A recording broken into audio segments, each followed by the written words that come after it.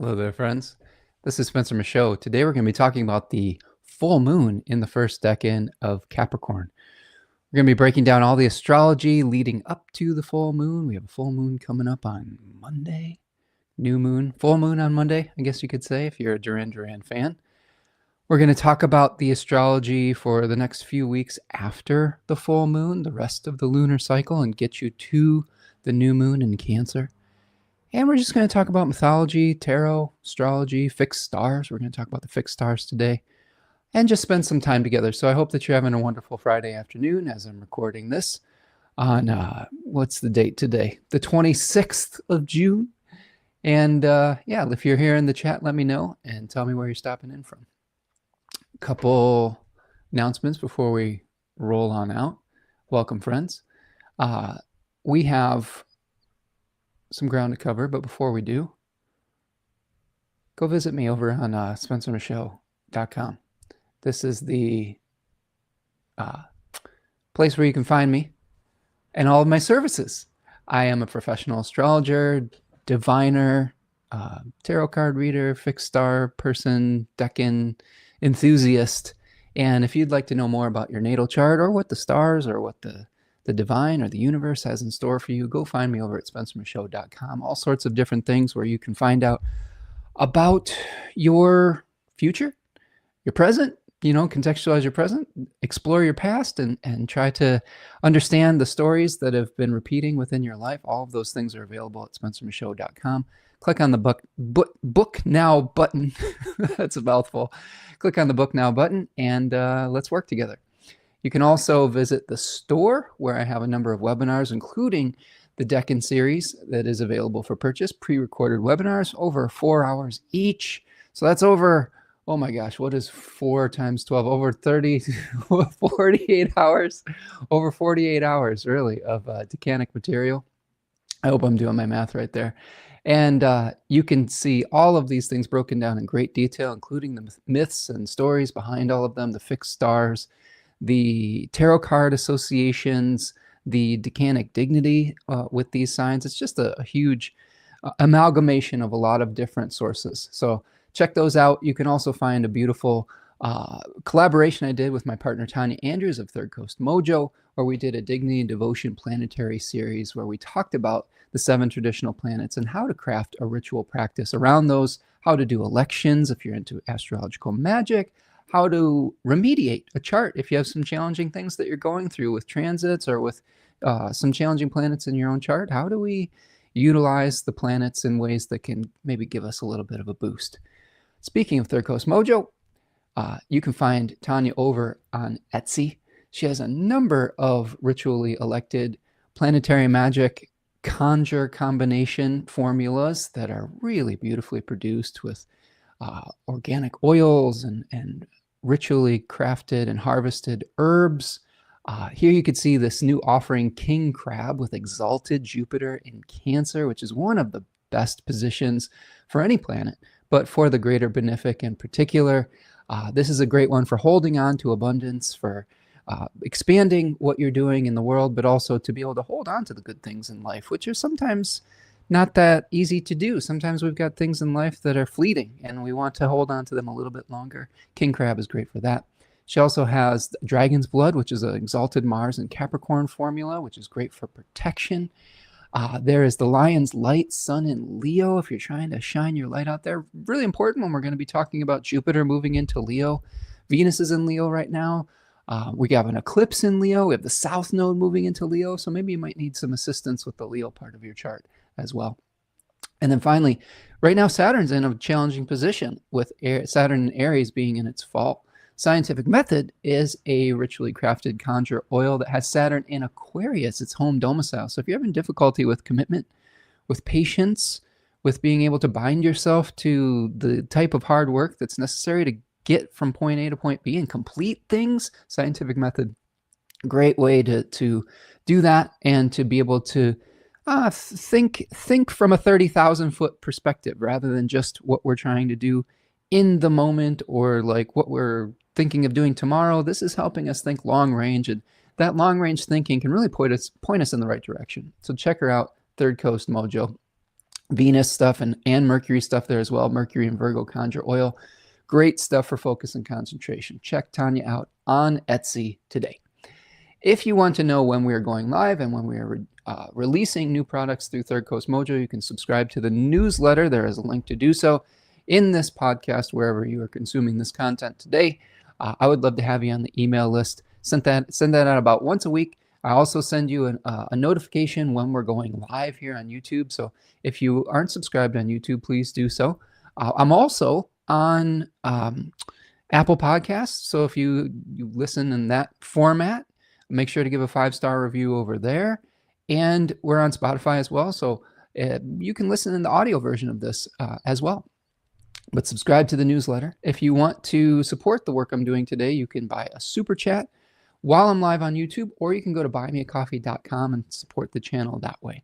I really appreciate all of you who are able to make a contribution, and it really does help me and my partner do this work and continue to have the time and resources to do this work, to do the research, to purchase the books, to be able to just live our lives so that we can continue to do this work rather than having to do something else necessarily. But every little bit helps, and thank you for your contributions today and in the past and into the future. Okay, friends, let's talk about full moon in Capricorn. We are going to be experiencing this waxing moon into fullness this weekend. The moon becomes full at 8 degrees of Capricorn on the 29th of June. Kind of a pivotal point, I guess you could say, in the astrology of the summer. We just had our summer solstice, so we had the sun at its highest point.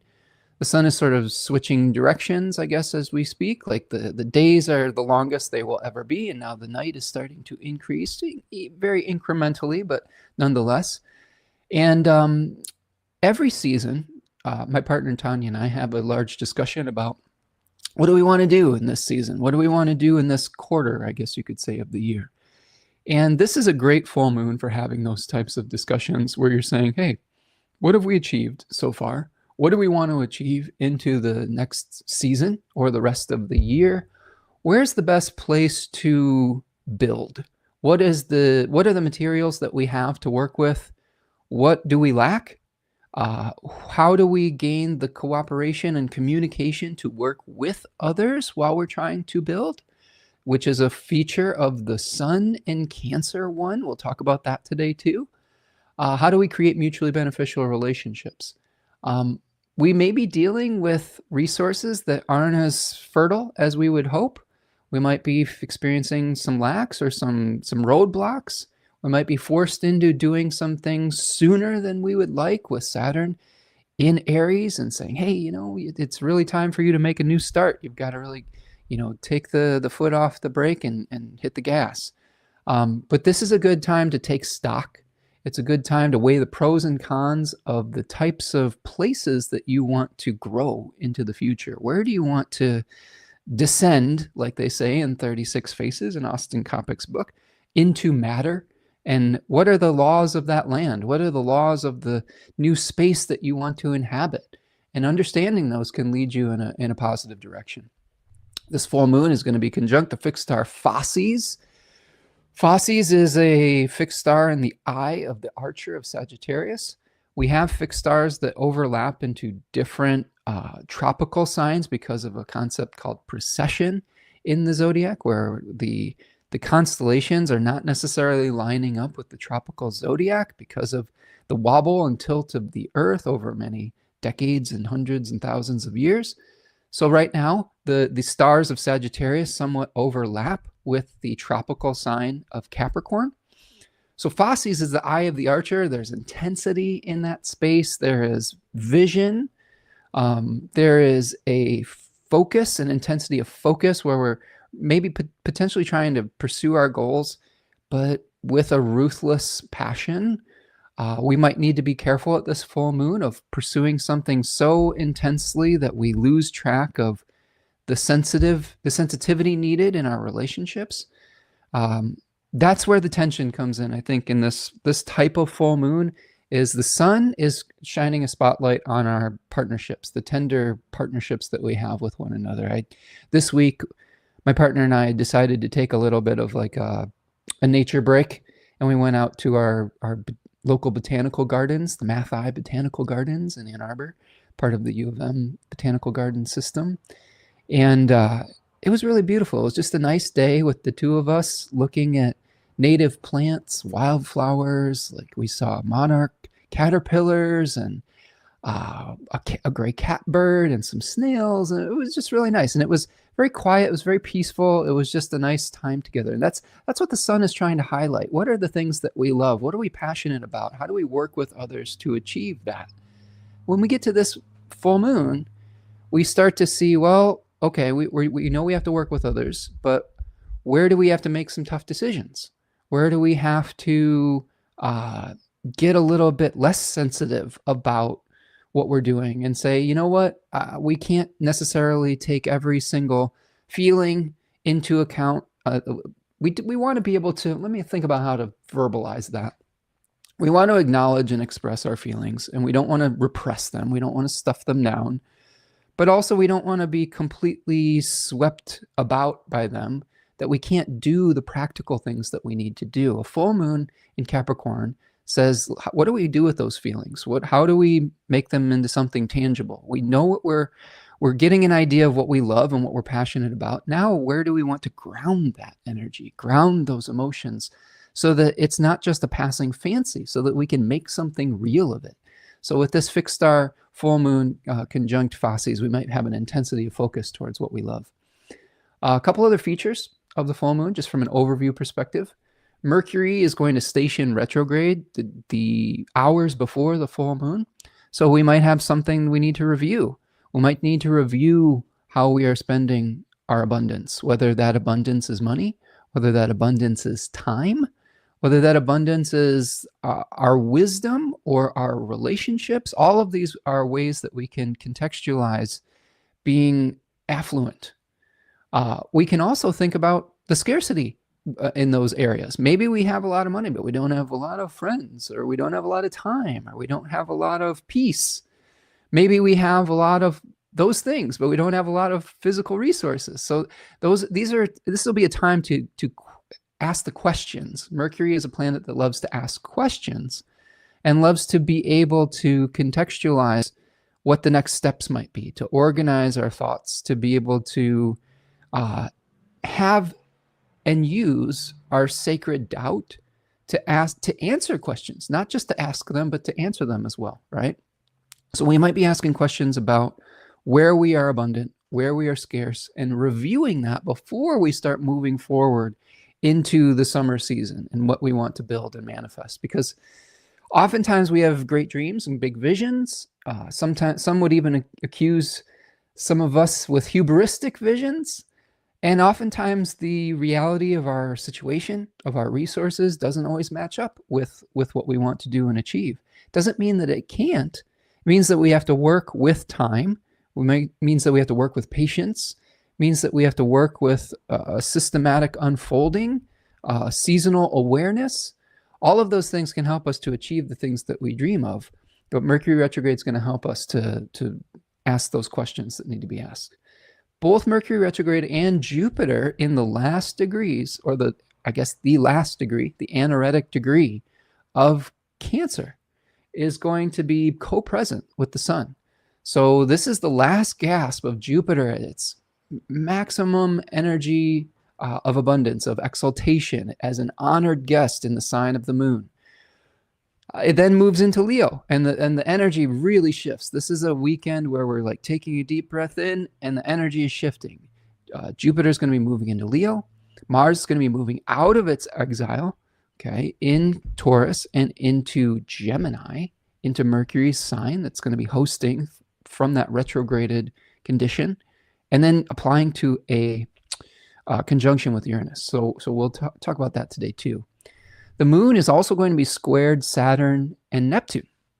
So when we are trying to decide what types of things we want to build, what types of resources we want to utilize in search of our peace and our dreams and pursuing the things that we love, we may have a little bit of a distorted vision of that with the square with Neptune in Aries. We might be feeling like we want what we want, and cooperation be damned, right? With Neptune and Aries. We may also be having a little bit of a distorted viewpoint as to how long some of these things might take. I think that when Saturn is in Aries, we feel pressure to do it now. This is why Saturn is mismatched in Aries, because Saturn says one step at a time, baby steps, little tiny steps over time. And when Saturn's in Aries, it says, oh, I feel like I have to do everything right now. I feel bound to making this new start, this aggressive yang force. And the moon making the square to that might be saying, hey, you know, you have to reconcile these two energies of feeling pressure to do it all now and the very real need to plan things out step by step so that you can sustain the energy over time. This is a real difficulty that I think a lot of people are having right now. Because of the changing nature of the world, because of the changing nature of our lives, we may feel forced into doing something new, into launching something. This decan associated with the moon is related to change, changing your circumstances, and hopefully for the better. Okay, hopefully for the better. That's one of the things that we'll have to talk about today is if we're going to be dealing with changes, how do we guide them in the right direction? Mayor's here. What's up, Mayor? Nice to see you. Says hi from Maine. Paintings by Mayor. Working on some artwork, I hope, in the studio while listening. Got a beautiful, I think, oh, I remember what that is. I thought it was a snowy owl at first, but this is a sort of a, not necessarily an albino, but a variant, a mutation of a red-tailed hawk, it seems, like a white variant mutated red-tailed hawk, which is very cool. You have to remind me of the name for that again. The moon will also be out of bounds during this full moon. So we might be feeling a little bit extra emotional. We might be feeling a lot of memories. We might be feeling a little bit scattered. Our bodies might be pushed to the limit potentially. The moon is already sort of challenged in Capricorn. It's in its exile. So we've got an exiled moon and a fallen Saturn as a part of this. We do have an exalted Jupiter still, trying to smooth things out, okay? But we're going to lose some of that, I guess, exalted energy of Jupiter in the day after.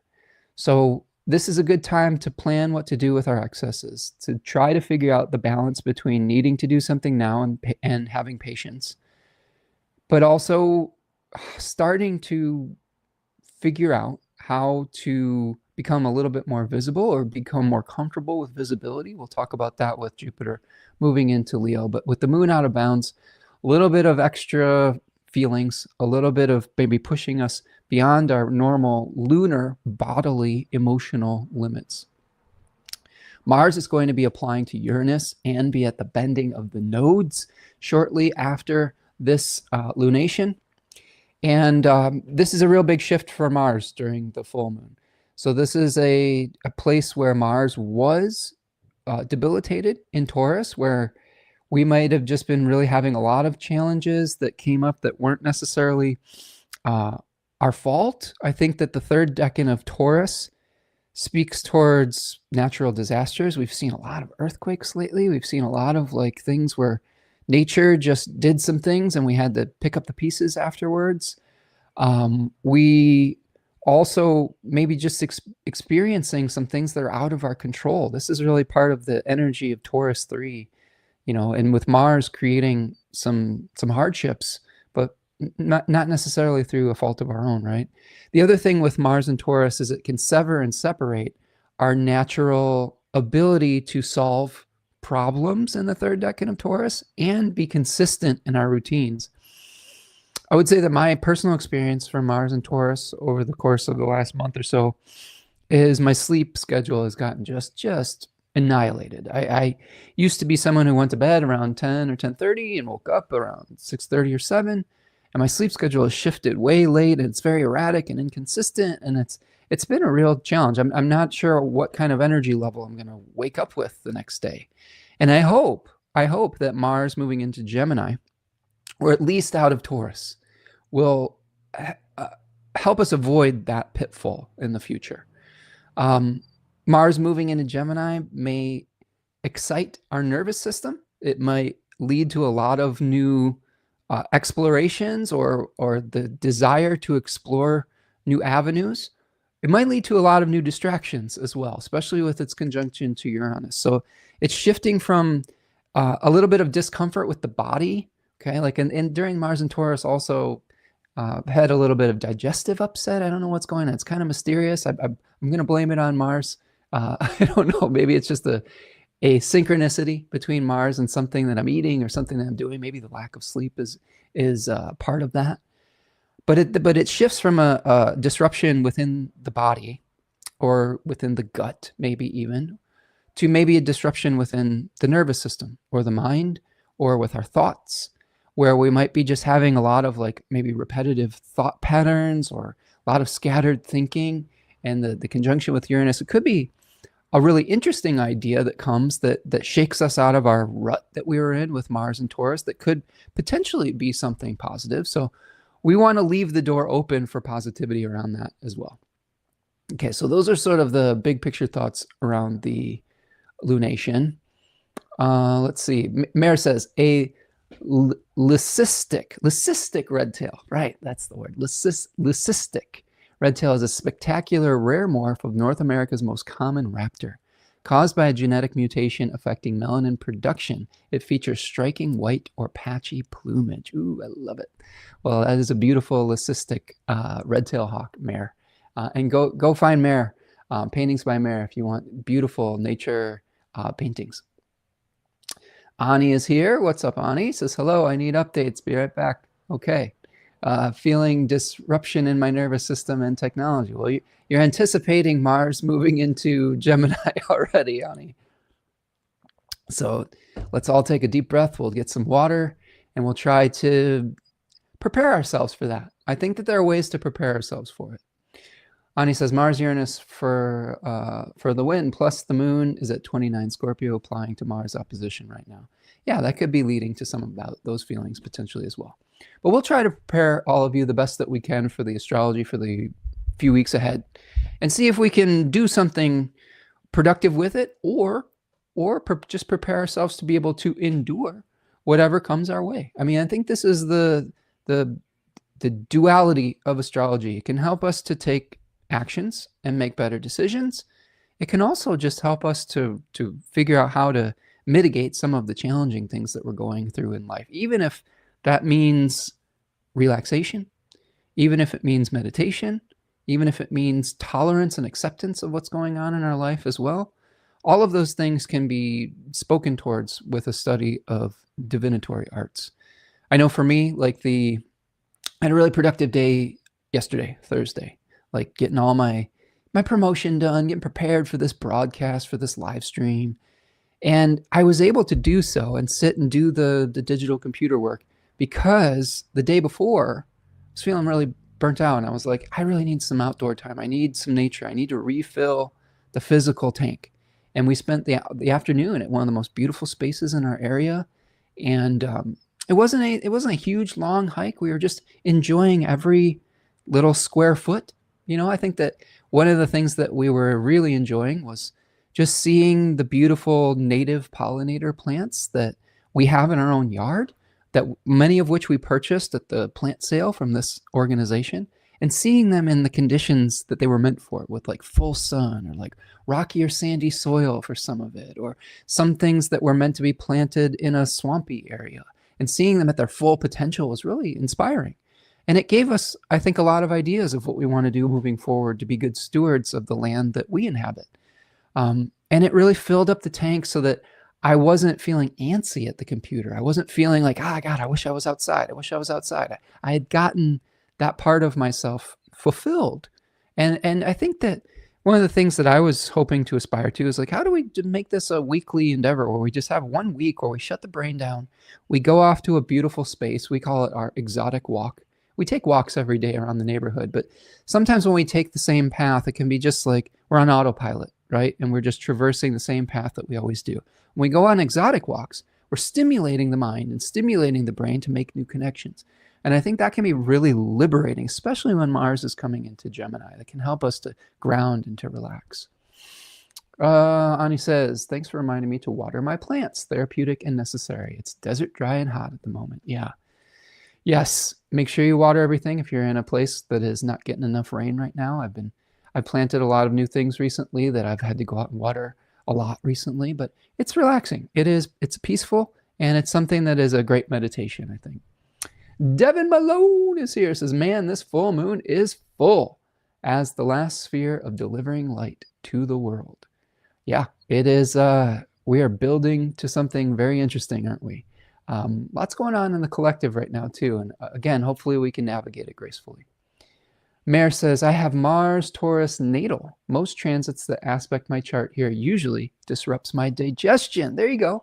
So this is one of the things that's cool about co-creating these broadcasts. When we talk about our personal experiences with these placements, we can start to share and make connections when we see these indicators in the chart and how it might be affecting us personally via transit or via having that particular chart in our natal charts as well.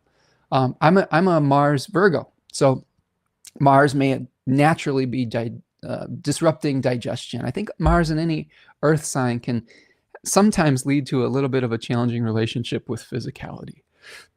It can lead to like a lot of good willpower towards creating physical things, but sometimes our relationships with our own bodies can be a little bit touch and go, right? So it's interesting to get another confirmation of that.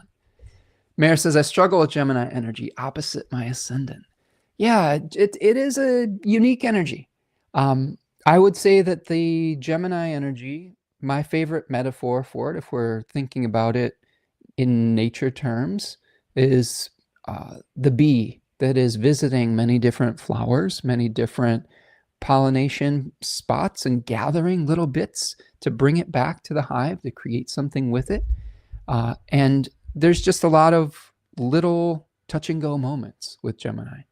And that can be very difficult if that's something that we're not comfortable with. I know a lot of us that are introverted, maybe if you've got some 12th house placements or you've got a lot of yin energy in your chart, a lot of water and earth in your chart, it might be a little bit of a more difficult thing to navigate. Personally, as a Venus and Gemini native, there are times when I really like talking. There are times when I really like socializing. But as a 12th house sun and Mercury in Cancer, there are other times where I feel super drained and I want to just retreat back into my own personal space and into my own headspace. One of the things that I did that I'm feeling really good about right now, and I am feeling like I did future Spencer a favor, is I just ordered some headphones, some little earbuds. They're called Loop 2s, and they're adjustable with different decibel levels. And they lower the decibel level of all of the extra sounds around you. But they still allow you to hear conversations and things like that. They're really good if you have ADHD or if you're on the autism spectrum or something like that. There's been a lot of people that have said, hey, these are really life-changing. And I feel good about that because I feel like with Mars moving into Gemini, it could increase the noise. It could increase the distractions. So little actions like that to like reduce the volume, I think can lead us to having like a little bit better nervous system energy, right? If you're into using astrological magic, my partner has a really nice one that I like to wear a lot. Venus and Libra energy with a spica election. It's called Serene Queen. It's one that I feel like really just calms my nervous system down if I'm feeling agitated. So that's a really good one if you want to use something like that as well. Ani says, oh my God, full moon. Also, no wonder I'm howling at the wind. It's windy today. So much agitation. Yes, there's a lot going on, friend. Moon in Scorpio will also turn your guts. Applying to Mars is insomnia and a gut problem for many of us who are predisposed to all the uncomfortable feels. Yes. A lot of factors that can lead to disruptions with our bodies. My father, Ani, has Mars in Taurus opposite the moon in Scorpio. So he has a double whammy. And he has always had digestive issues. He also has Jupiter in Virgo. So that's another potential challenge. I think that for him, he's had a lot of difficulty figuring out what he can and can't eat. A lot of his life revolves around whether he's going to have a good, physical day or not. And a lot of factors, though, in a natal chart that can speak to those types of issues. Sixth house challenges, first house and second house challenges, the moon being in a difficult space, Mars in its exile making a difficult aspect to the moon. Virgo challenges sometimes can be associated with digestion. Taurus things, because it's what we bring into our body, what we bring into the mouth and consume sometimes. So you can also look towards North Node, South Node challenges. Speaking of my poor father, he has a South Node on his ascendant. So Mars in Taurus can join the South Node on his ascendant with opposite the moon in Scorpio. That's a recipe for like a lot of different physical things. He takes it in stride, though.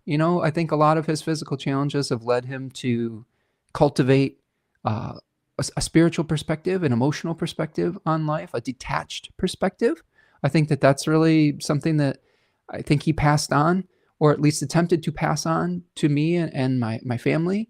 I'm not sure I always am able to manifest it, but I'm learning.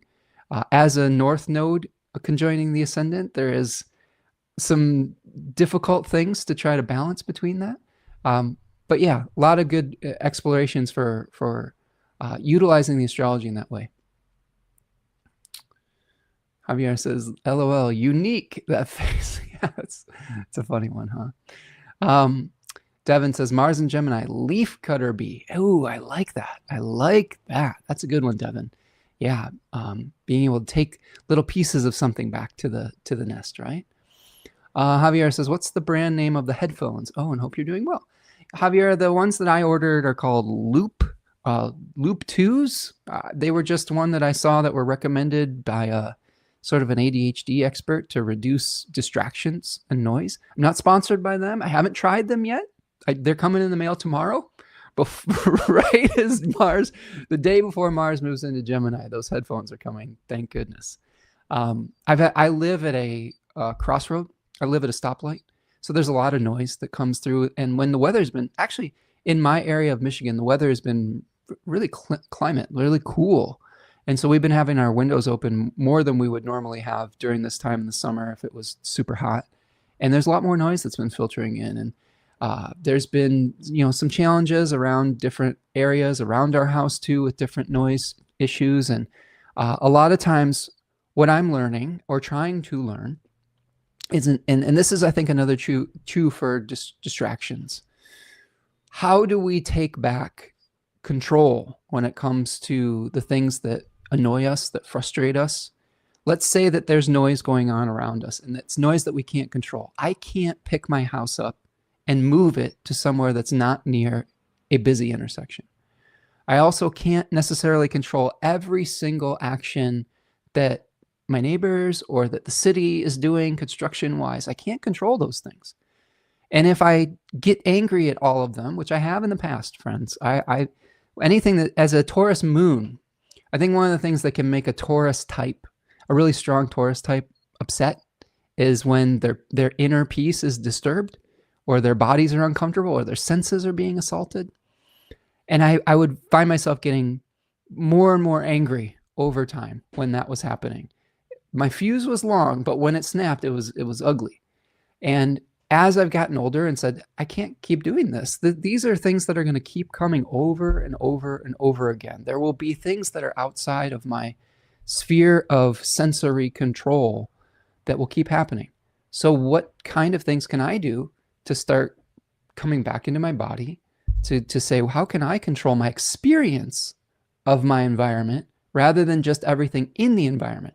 That's where something like noise canceling headphones, that's me saying, I can't control all the sounds outside, but I can control my personal experience of them. And that to me is very empowering. So I'm really looking forward to it. I will let you know if they're worth the whatever I paid for them, right? I think they're like, I got the ones that were like adjustable. They were like $50 or so after tax. But if it helps me have some peace of mind, they'll be worth every single penny.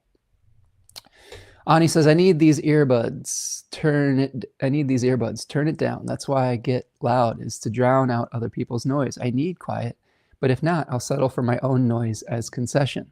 Yeah. How do we create our little bubble of quiet? And some of this might be really important as we move into this full moon, especially when the rhetoric starts to increase in like the news cycle. I have been trying to regulate my intake of news and information much more than I have in the past. Doesn't mean that I ignore the things that are going on around me. I do think it's important to stay informed. I do think it's important to stay up to date with current events, especially if it is helping us to be present and to help those that are being oppressed, or that are less empowered than we might be, in whatever form that might be, whether we have privilege in one area of life or the other, whether it's resources or through social demographics or something like that. We have to still pay attention of those things so that we can be present and do what we can do. But on the flip side of that, there's so much noise, especially through relationships with algorithmic news cycles, with the intent of political distraction. I think this current administration in America is one of the most intent on creating distractions that I have ever seen in my history on this planet. And it makes sense, right? You've got a Gemini, very Gemini focused administration, with a lot of people in that administration having heavy Gemini placements, maybe being masters of distractions. And that noise will probably get louder as Mars and Uranus are moving into that sign, and then activating those people's ability to create distractions. So how do we turn the noise on that? By filtering out, maybe engaging once a day with the news rather than completely scrolling every single hour of the day. The tech companies are designing the things that we engage with to keep us on them perpetually. How do we start to turn down that noise? How do we start to take back control of our attention? All of these are going to be questions that we ask ourselves moving forward into this next few weeks. Ani says, oh my God, that's a recipe for serious GAI issues. So sorry to hear that, but a good case study. Yeah, I think Ani's referring to my dad's, like, Mars and Taurus conjoined in the South Node on the ascendant, opposite Scorpio moon. Poor father. He takes it in stride, though. He's got a Pisces sun, and he's always really pretty positive about life. And I think that there's some things to be said about that, you know? Ani says, loop, I'm getting some ASAP. There you go. So let me know what your experience is. We'll compare notes on it. Okay. Devin says, leafcutter bee is early in the spring and cuts the leaves to push the flowers to bloom. Ooh, interesting. I like that. The concept of deadheading, right? Like, I think that's another thing that a kind of interesting concept we could apply to Mars and Gemini. I have lance leaf coreopsis in my yard. They are a native yellow flower that blooms fairly early in the summer and in the late spring. And one of the ways to keep them continuously blooming is to, when the first flowers come out, you snip them off, and you'll have more that will come afterwards. So Mars and Gemini, how do we deadhead, I guess, the metaphorical flowers in our life? If we have had something that has bloomed and we need to cut it out, like, and to be able to have more productivity, I think that could be important. Maybe there's some distraction that we have to eliminate to become more productive, to blossom, as Devin is insinuating here. I think that that's really powerful too. I think I've been really examining the way I become distracted by things. This last week, the distractions were sports. The sports has always been like my chosen dopamine distraction in a lot of ways. And recently, this past week, the team that I follow, the Milwaukee Bucks, traded their generational top 5 overall player, Giannis Antetokounmpo, to the Miami Heat. And it got me re-engaging with discovery, with the distraction of basketball. I had kind of checked out for a number of years because the vibes weren't good for the Bucks for a number of years. The inevitable decay that can happen with some mismanagement, but also the inevitable divorce that sometimes happens between players and franchises when it's time to move on. Everyone has an expiration date, and sometimes those divorces can be messy. And to preserve my sensitivity, I kind of checked out from basketball a little bit for a couple years as the dysfunction was growing. And by re-engaging with it, I was like, wow, this is interesting. This is a new distraction. I'm enjoying the distraction, but it's different than the things that are distracting me now. Like it made me realize that the distractions like of our phone, of like just random games on our phone, of like random social media things, are much more insidious and unfulfilling than even the distractions of thinking about your favorite sports team. You know, like I at least enjoyed that back in the day before I was completely glued to the algorithms of like these distraction devices. And it's making me realize how increased the noise has been, how more insidious the ability to try to grab our attention has become. And it's made me, I think over this course of this next weekend, while Mars is moving into Gemini, I think it's going to be stimulating a lot of explorations about how to eliminate distractions in my own life so that I can achieve more of my goals, so I can achieve more of my studies. I have a library, a house full of books that need to be read. I'm reading them, but much slower than I would like. I have things I want to do in my yard. I have things I want to do with my house to repair. I have things I want to do socially, things that I want to contribute to my community. And how do we eliminate those things that are coming up that are specifically designed to keep us continually scrolling, continually being afraid, continually being overwhelmed and too tired to get back against the exploitive kleptocracy? I guess I don't know what other word to say with it. I mean, there are certain things that I know I can affect and certain things that I'm having to like try to be zen about. And we have to know the difference between those things. That's the serenity prayer. Like this week, they rolled back a lot of environmental protections. This is something that's near and dear to my heart, where they're rolling back protections on like, one example was land where whooping cranes were nesting and migrating to. And they're rolling back protections on communities where they're literally, I guess, only 500 whooping cranes left in an area of Texas or something like that. And they're rolling back the protections on those areas. That's the kind of thing that when I see that, I'm like, that makes me want to fight. Like that makes me want to get up off of whatever distraction I'm in and say, no, fuck that. Like that's something that gets me moving. We all have different things that get us to that point and get us to the movement point.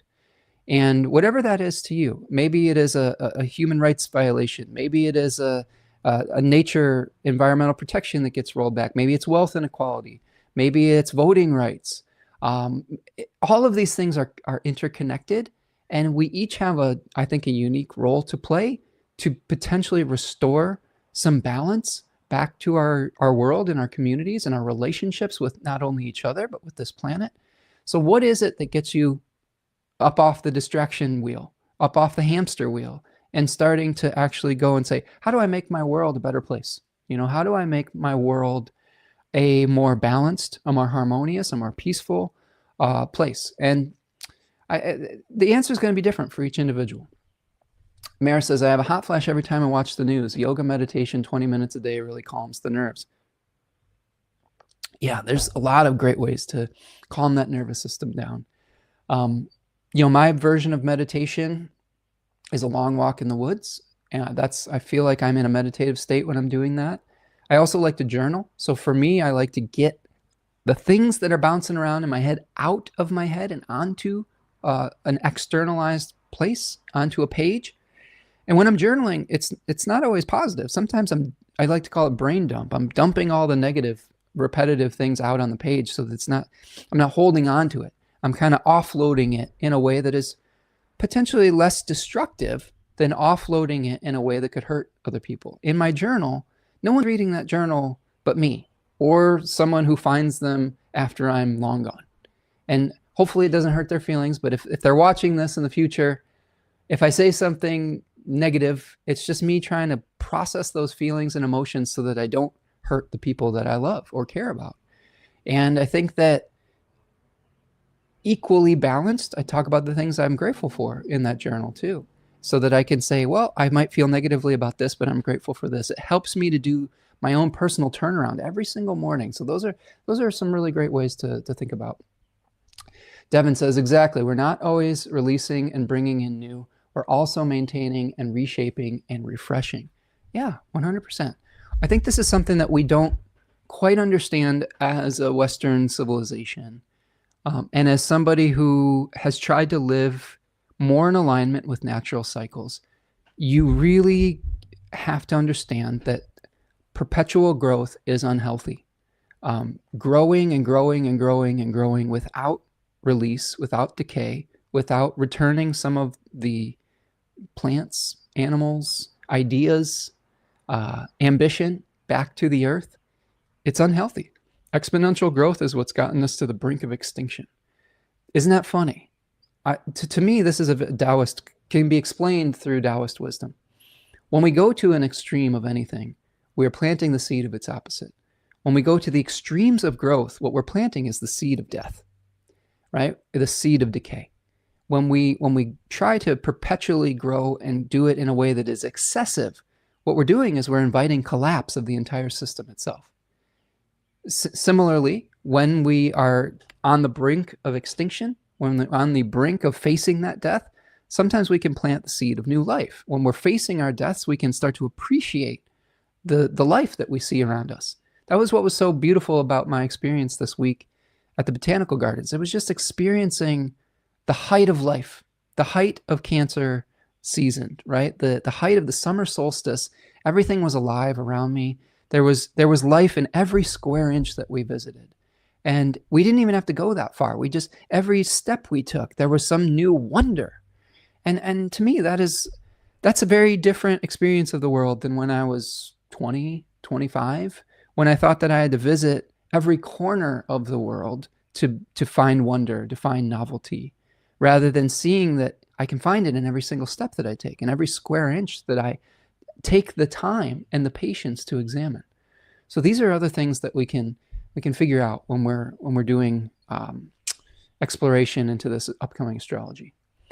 Mare says, I'm rereading Braiding Sweetgrass. I found it from you talking about it. Thank you. Oh, Mare, I love that. I need to reread that one too.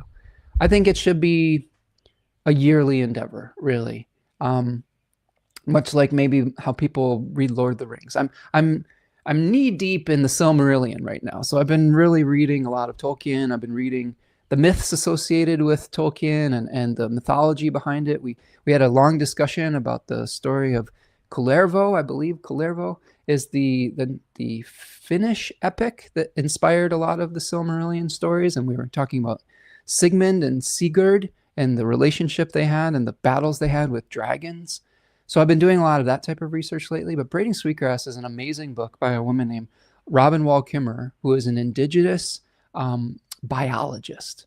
Okay, so that's really cool that she's been marrying those two different ways of thinking and relationships to the world. She has a very scientific mind, but she also has the spiritual component that came from her ancestry. And that combination is really powerful, especially for Western minds. The ability to see how the rational parts of ourself, the scientific mind, is matching up with the traditional elder wisdom that comes through indigenous traditions.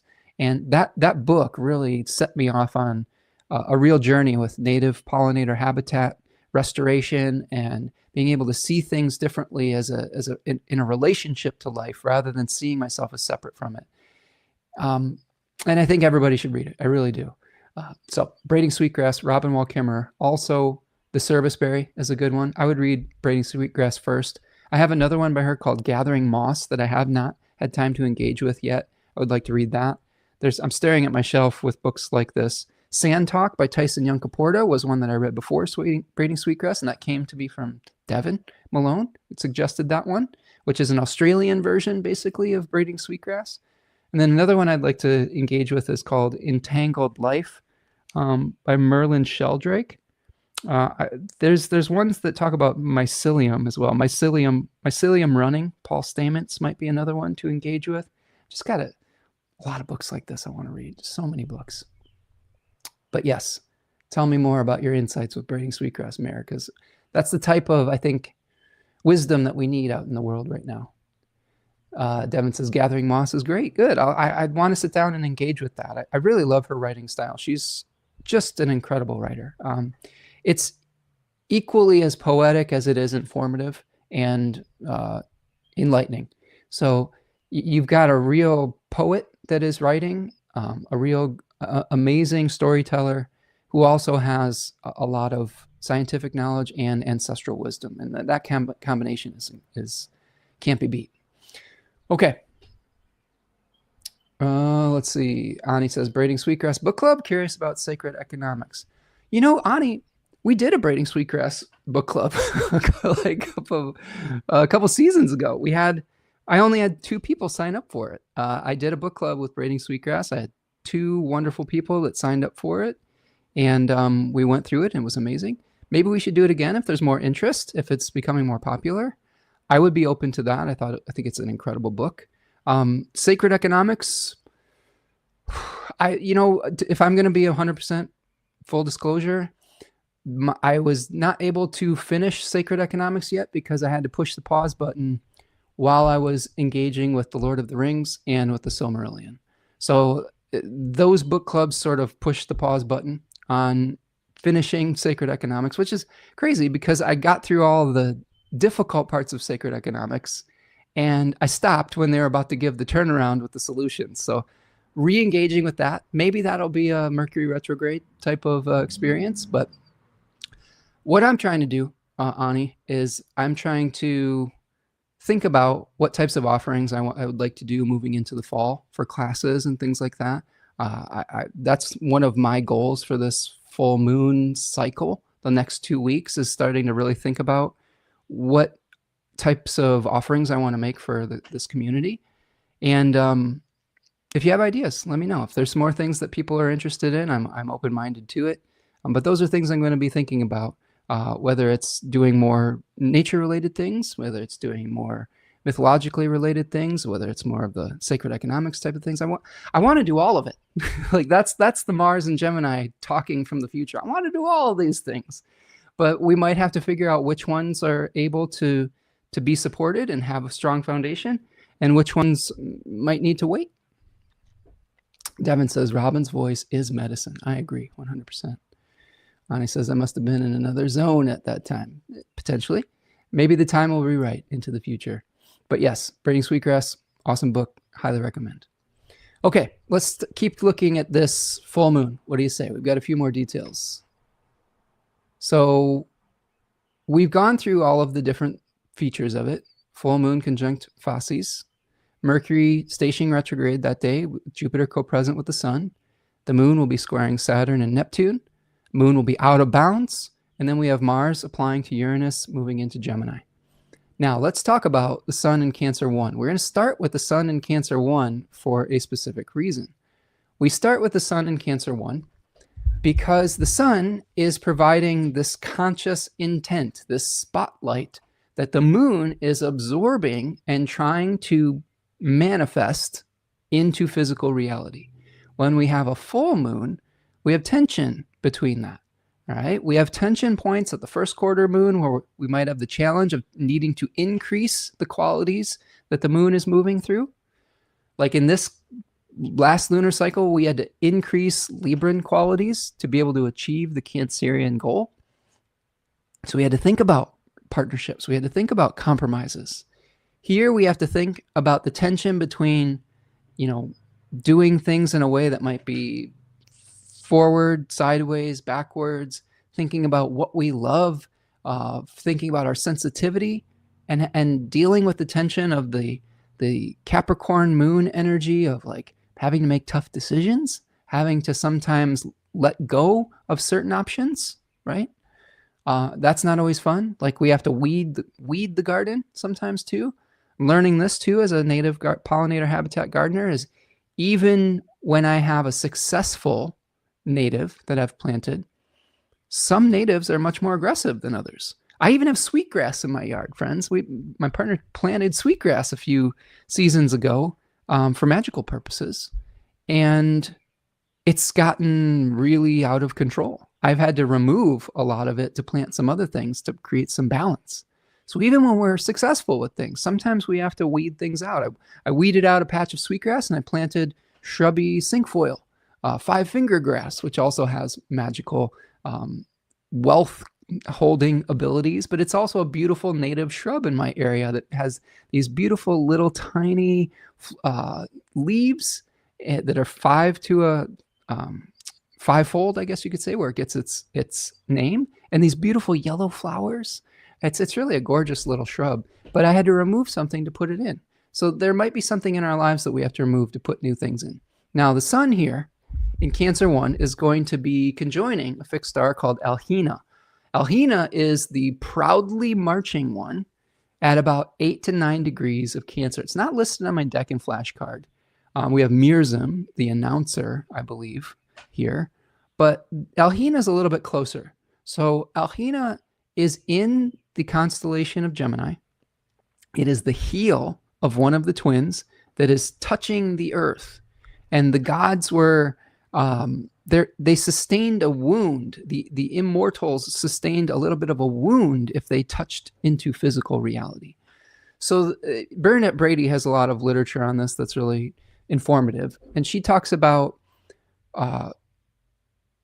marching for something that you believe in, like being able to join some kind of movement, purpose, but it might be slightly painful to do so. We might have to get ourselves a little bit dirty in the process, right? We might take the idealized version of something and we have to sully it in physical reality. Oftentimes when we have ideals, the execution of those ideals can be a little bit painful. It doesn't always match exactly what we had envisioned. Sometimes it's one step forward, two steps back. Sometimes there are unintended consequences. Those could be parts of this too, but this decan in general is called the Lord of Love. It's a Venus-ruled decan in a moon-ruled sign. So we're identifying things that we want to grow into fruition.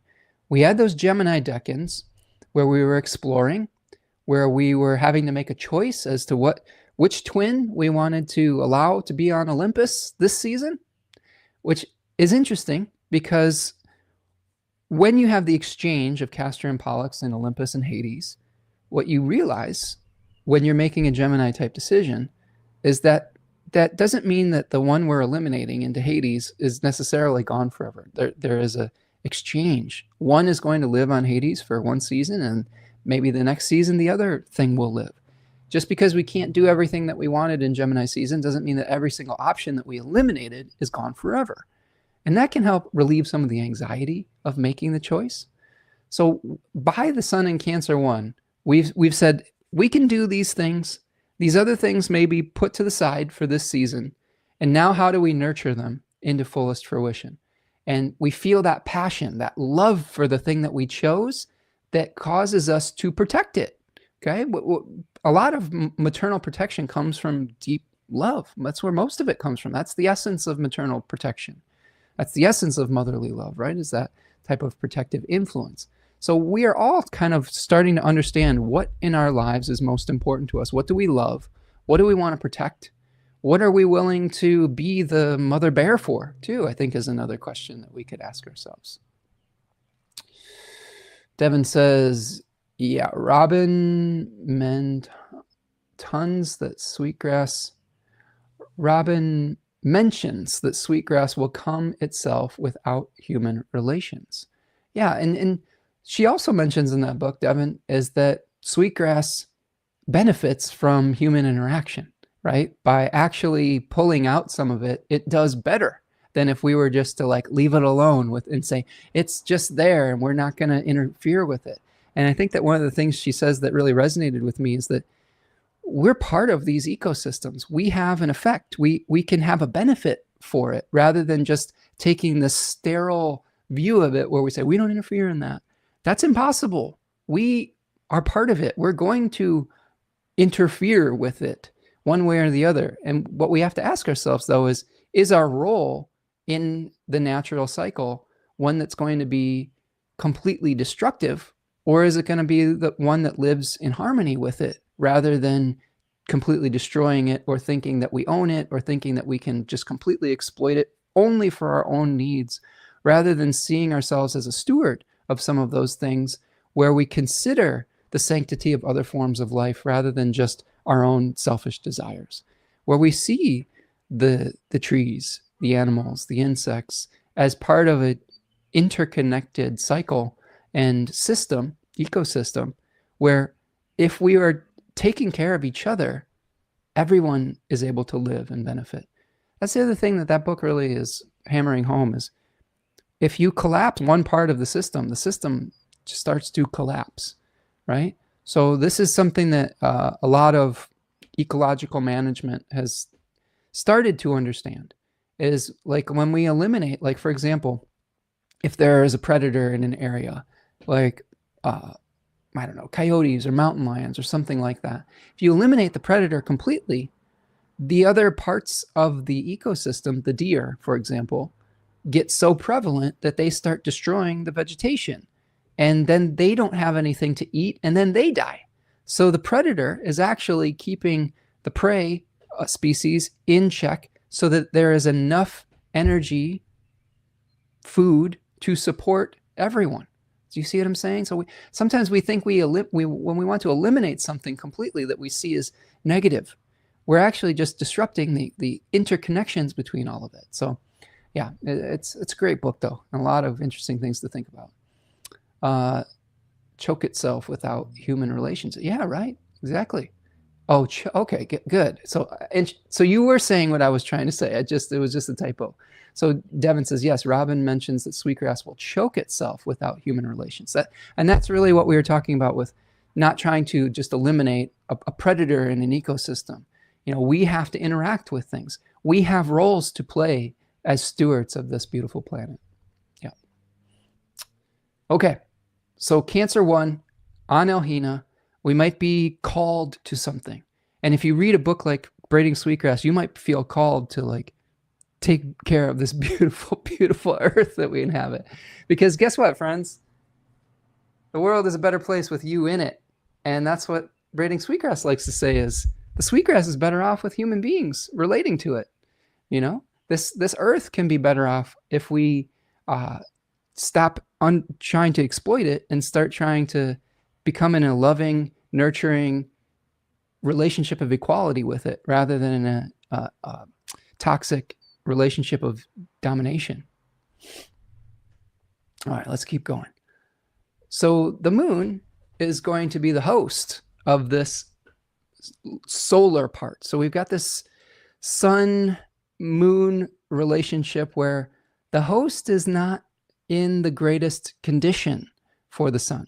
So our ability to create mutually beneficial relationships, which Cancer 1 loves to do, is going to be fed potentially rocky, mountainous, winter-like resources, where we might have to make choices and make changes to carry out the goals of Cancer 1 Sun. So we'll talk about change in a minute here, okay?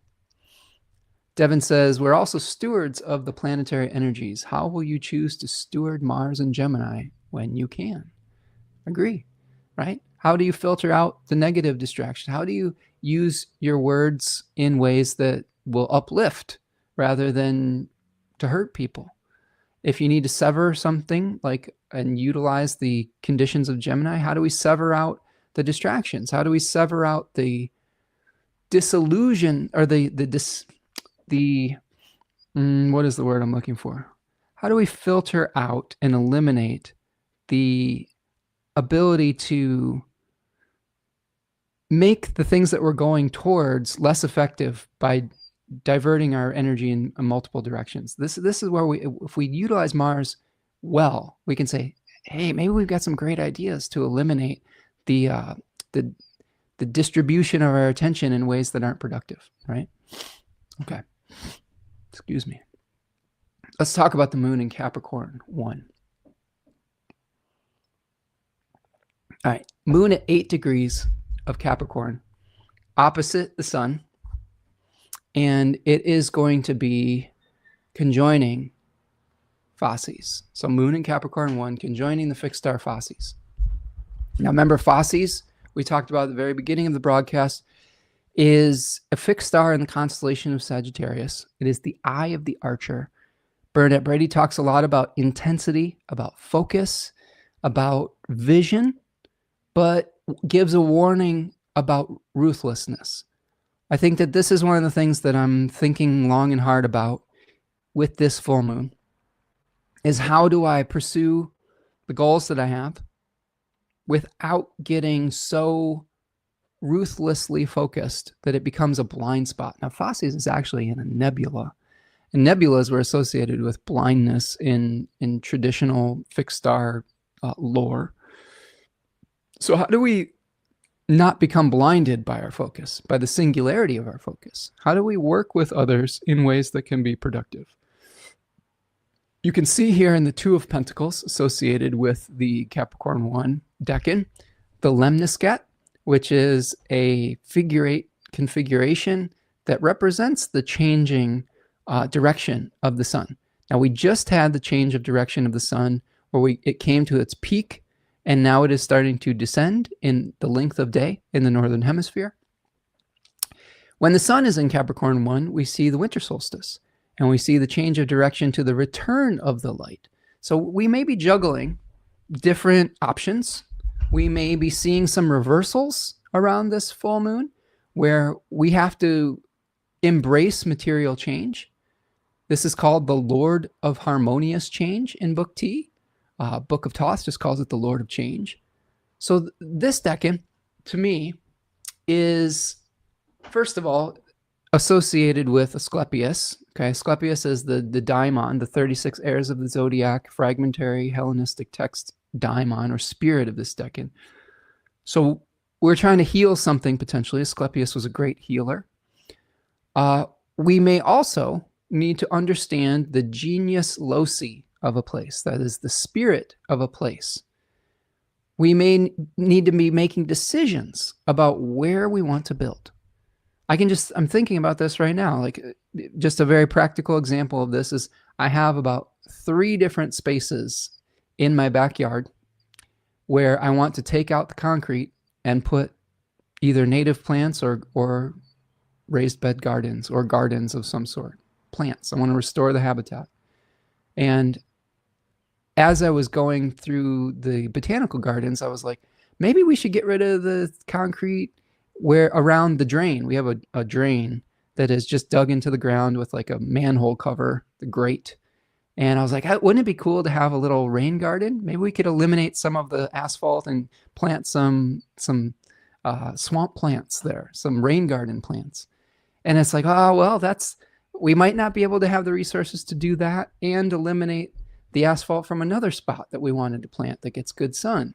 So these are the types of questions that are very mundane, but you might be asking something like this in your own life of like, which area do I want to cultivate? Which place is going to lead to the best possible outcome for the time and resources that I have in this moment? What are the laws and rules of this land? So taking my example, I have one space that gets really good sun, and that could be a space to grow vegetables. The space that I just referred to that gets a lot of rain water that flows downhill into this drain, it would be great for a rain garden, but it doesn't get as much sun. I'm not going to be growing food in the rain garden as much as I would in this other space. So the laws of that space are different. One is much lower. One has a lot less light. One could be a parking space. The other doesn't necessarily have people parking in it. These are all the things that we're weighing, like we're weighing in the lemniscate of where do we want to put the roots down? Where do we want to start a material process? That is what the moon in Capricorn is trying to manifest. Where do we begin the solidification of our dream, of our passion? Now, Saturn rules the moon in Capricorn, and Saturn was said to be a castrator. Kronos in mythology castrates his father Uranos, and of course, as testicles fall into the sea, and from the sea foam was created both Aphrodite and the Furies from the blood. So when we're talking about castration, Liz Green talks about this in her many wonderful books about astrology. We're castrating possibilities into material form. We're eliminating some of the possibilities to say, this is the one that we're going to make real. So when you're dealing with Capricorn I, there is a castration type of energy that comes through this, where we're castrating the things that can't possibly be manifested and saying, no, we're going to eliminate choices, and these are the ones that we're going to make real and that we're going to put our energy into. Okay. Mare says, I'm exploring the Lakota teachings of the sacred circle of stars. It's fascinating. I'm listening to YouTube videos by Kaylin K. Castell. Ooh, I'll have to check that out. I really enjoy studying indigenous wisdom and just appreciating that. So the more sources of that I'd be really interested in seeing. I know that there's actually some fixed star books that utilize the indigenous perspective on it as well, which is difficult because we a lot of times people tend to clump together different tribes and different indigenous cultures together. There were actually a lot of just different separate ways of viewing the world, and they had their own stories and their own myths. So when we see things from a Cherokee perspective, it may be very different from an Ojibwe perspective or something like that. So you have to be careful about clumping it all together. But the Lakota, another really rich tradition, right? And being able to see these star stories and see which connections we can make with the different cultures, and even within just the different cultures of North America is really powerful. So thank you for sharing that, Mary. I appreciate it. Okay. So let's talk about the host of the moon. First of all, the moon's in exile. So the moon wants fertility. It wants to beget many, many forms, right? When the moon's in Capricorn, we might not be able to beget every form. We might have to choose something and be very disciplined about what we bring into form. Its host is in Aries, second decan of Aries. Saturn is at 14 degrees of Aries, conjoining a fixed star called Alpheratz. Alpheratz is a fixed star in the constellation of Andromeda, and it is related to, Bernadette Brady says there's some damsel in distress energy, there is fight or flight energy, there is speed associated with it. But think about Saturn as a planet, and then think about, do the words speed, damsel in distress, do those words, do we normally associate those things with Saturn? It's an awkward match. Saturn generally slows things down. Saturn is often associated with the senex, right? The old man or the old wise person. So this is an awkward combination when we've got a young damsel, a fight or flight response, but then we're trying to slow things down and put it into context of wisdom. The other interesting thing about the host of this full moon is that Saturn is slowing down to station retrograde by the end of July. Let me look at the date here. So Saturn will station retrograde on the 26th of July. So we've got Saturn slowing down to reverse direction. Saturn in this decan of Aries says you are binding to something. This is one of the things I love about Austin Kopic's 36 Faces. He talks about being bound to the condition of the decan. Sometimes there is a denial of the energy of the decan. So there are two ways that Saturn and Aries too can manifest. Sometimes we can find ourselves bound and in a world not of our own creation. Okay, something where we're in someone else's created world and it's very uncomfortable. And we have to maybe disentangle ourselves from someone else's created world so that we can start creating our own world based on our own values. We also may be forced to create our own world based on our own values. We might be forced to make a new start and say, this is what I believe in. When Saturn was in Aries 1, we might have forced to say, this is what I reject. This is not me. This is what I say. I'm severing from the collective. I don't agree with this part of it. Saturn in Aries 2 says, here's what I do believe. And here is what I'm willing to, here are the laws of this land, which is interesting. We've got two decans, Capricorn I and Aries 2, that I think talk about the law, right? The laws of our personal laws versus the laws of the land that we inhabit. So you may be thinking, how do my personal values align with the laws of the land that I inhabit, or the space of the project that I want to embody? For a lot of us right now, the laws of this land are not in alignment with our personal values. I just gave an example of this earlier in the broadcast. The administration rolling back environmental protections for other creatures in this beautiful land is not in alignment with my personal values. In fact, it is diametrically opposed to my personal values. My personal values are ones that are protective of natural spaces, that are responsible stewards, rather than seeing things as brothers and sisters, rather than seeing them as disembodied, soulless things to turn into money and or resource. Like that. This is one thing that Robin Wall Kimmerer talks about in her book. She's like, what if we stop thinking about and calling it the Department of Natural Resources and start calling it the Department of Natural Gifts?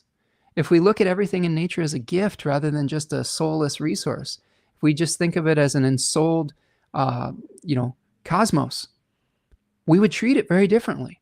So that's an example of the tension between my own personal values and the laws of the land that I inhabit right now. Same thing with the fight with AI and data centers. A lot of us do not believe that we need all this excessive computing power, which could be used for surveillance state types of things, at the expense of our clean water, at the expense of our farmable land, at the expense of peace and quiet. Like the noise of these things is astronomical and very disruptive for not only for humans, but for the wildlife in those areas as well. So that's another example of being at odds with the laws of the land versus our personal goals and laws. There may be something in your life, whether those examples resonate with you, or if it's something else where your personal creed, manifesto, whatever it might be, royal decree, is at odds with the laws of the land around you, with the conditions where you are trying to plant something. Here's another example. I really need to raise my profile, like on these, I guess on online spaces. More people need to see what I'm doing so that I can maybe hopefully get more clients, more whatever, more students. But I'm a little bit at odds with utilizing social media that is controlled by large corporate interests that continue to devalue humanity, devalue our human rights, to suck up our attention. That's where there's something where there's a disconnect between what I believe in, peace and quiet, and the need to perpetuate a business. It's not something I've been able to answer really at this point. So these are things that you might be asking yourself, is where do your values come into conflict with the laws of the land and the place that you're trying to build in? And how do you reconcile those things? That's what we'll talk about as we move forward. And maybe we'll get some advice on that from the I-Ching and from the animal symbol that we have here today, and just understanding how the story unfolds over time. Okay, let's check in with the chat here.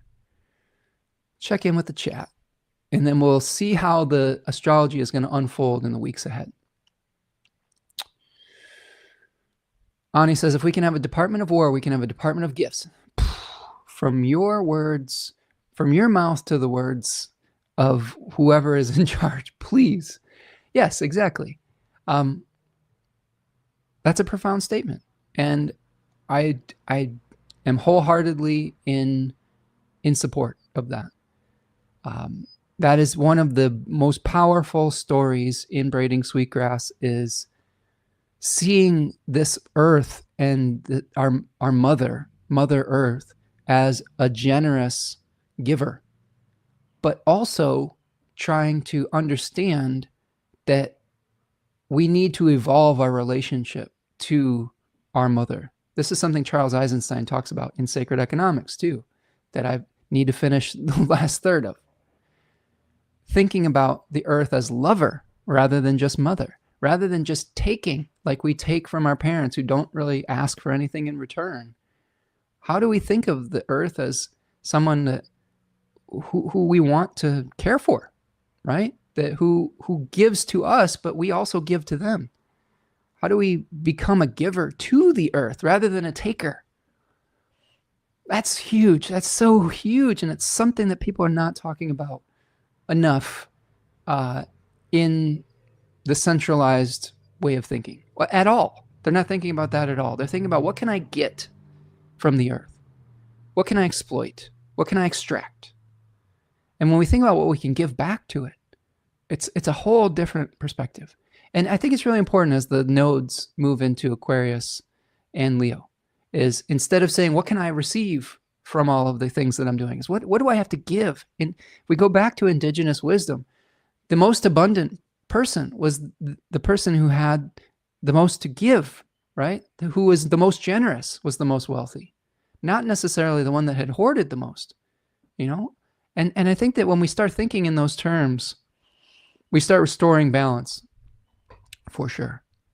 And he says, agreed, Spencer, you need to market your presence. Maybe you can work grassroots on the ground in person in your community instead. That aligns with your values.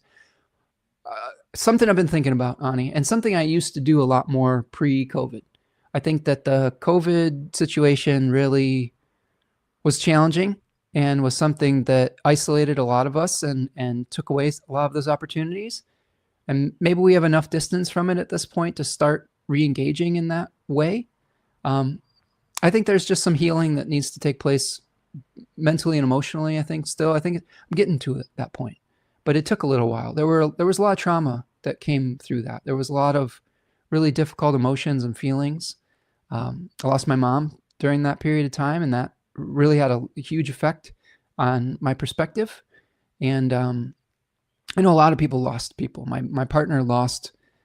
She had her dad had 13 siblings, and a good number of them passed during COVID, and that had a huge effect on her and her mindset. So how do we balance out some of those feelings and with the need to ground ourselves in earth again, right?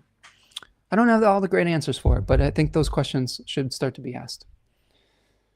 Javier says, in our culture, we always take care of our parents in their elder years. Yes, exactly. And Javier is coming to us from Canada via Nicaragua. So a more South American perspective, right? And it's something that I think that is rooted in the indigenous cultures of South and Central America as well, right? Where we take care of each other. We, instead of treating a mother and like something that we use up and discard, that we drain of all their resources and just cast aside, no, we take care of our elders in their elder years. We give back to what we have received as a gift from them. And the same type of relationship needs to be had with the earth, you know, and seeing it as, even if we see it as a mother, how do we treat it as an elder that we need to care for? Absolutely. All right, so before I move forward, let's do a little stretch, and then we'll do a little bit of a speed run through the astrology of the next few weeks. Do me a huge favor, friends. Thank you so much, first of all, for being here today. Thank you for choosing to spend your afternoon with us at Spencer Michaud Astrology. Please like the video, subscribe to the channel.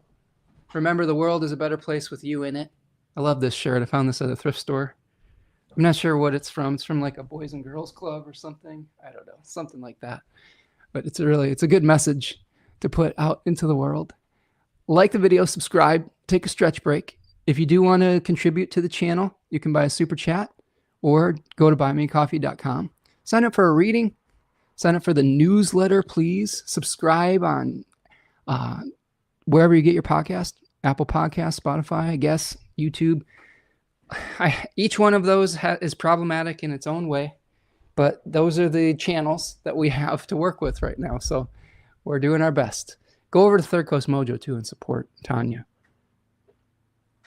Really pushing the newsletter too, friends, because the newsletter is divorced from some of the big tech companies as much as you can be. We're still using, you still have to use technology to send a newsletter out, but what having a newsletter does for independent creators is it says that our connection with our people that we're trying to serve, our communities, is not completely dependent on the algorithm of the big tech corporation.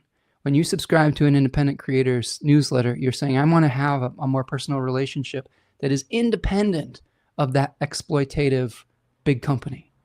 And that's really powerful. And that can allow the creator to make better choices with their own ethics if the ethics of the big tech company start to diverge, which many of them have.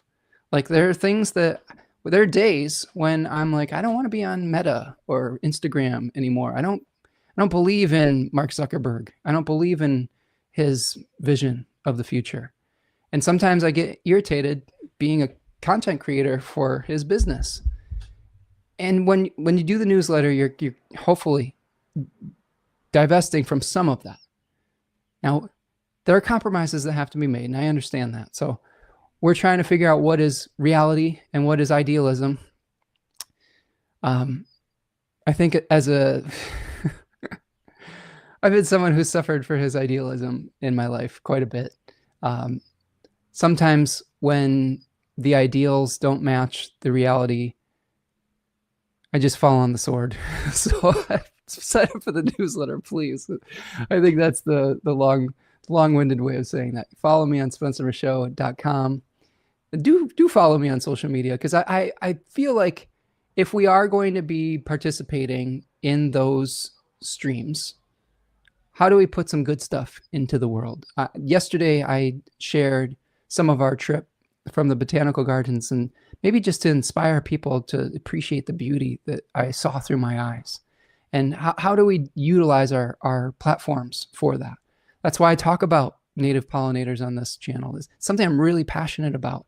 And I think when we ground sky wisdom with earth wisdom, it becomes so much more powerful than when it's just an abstraction in our minds. So go check us out over there. All right, so let's take you through how this is going to unfold. First thing to think about, Mercury stations retrograde on, and I'm going to bring the chart up here so you can see it. We've got a Mercury retrograde that's happening on the same day before the lunation happens. Okay, so we're going to be reviewing scarcity, surplus. We're going to be reviewing how we give to others, what we have to give. We're going to be reviewing where we might need to increase some of our material prosperity, or where we have enough that we can give. You might have more time than you have resources, so you have time to give. You might have more wisdom than you have time. So maybe you have something that you put into a material form that people can consume that is outside of you spending the time to connect one-on-one.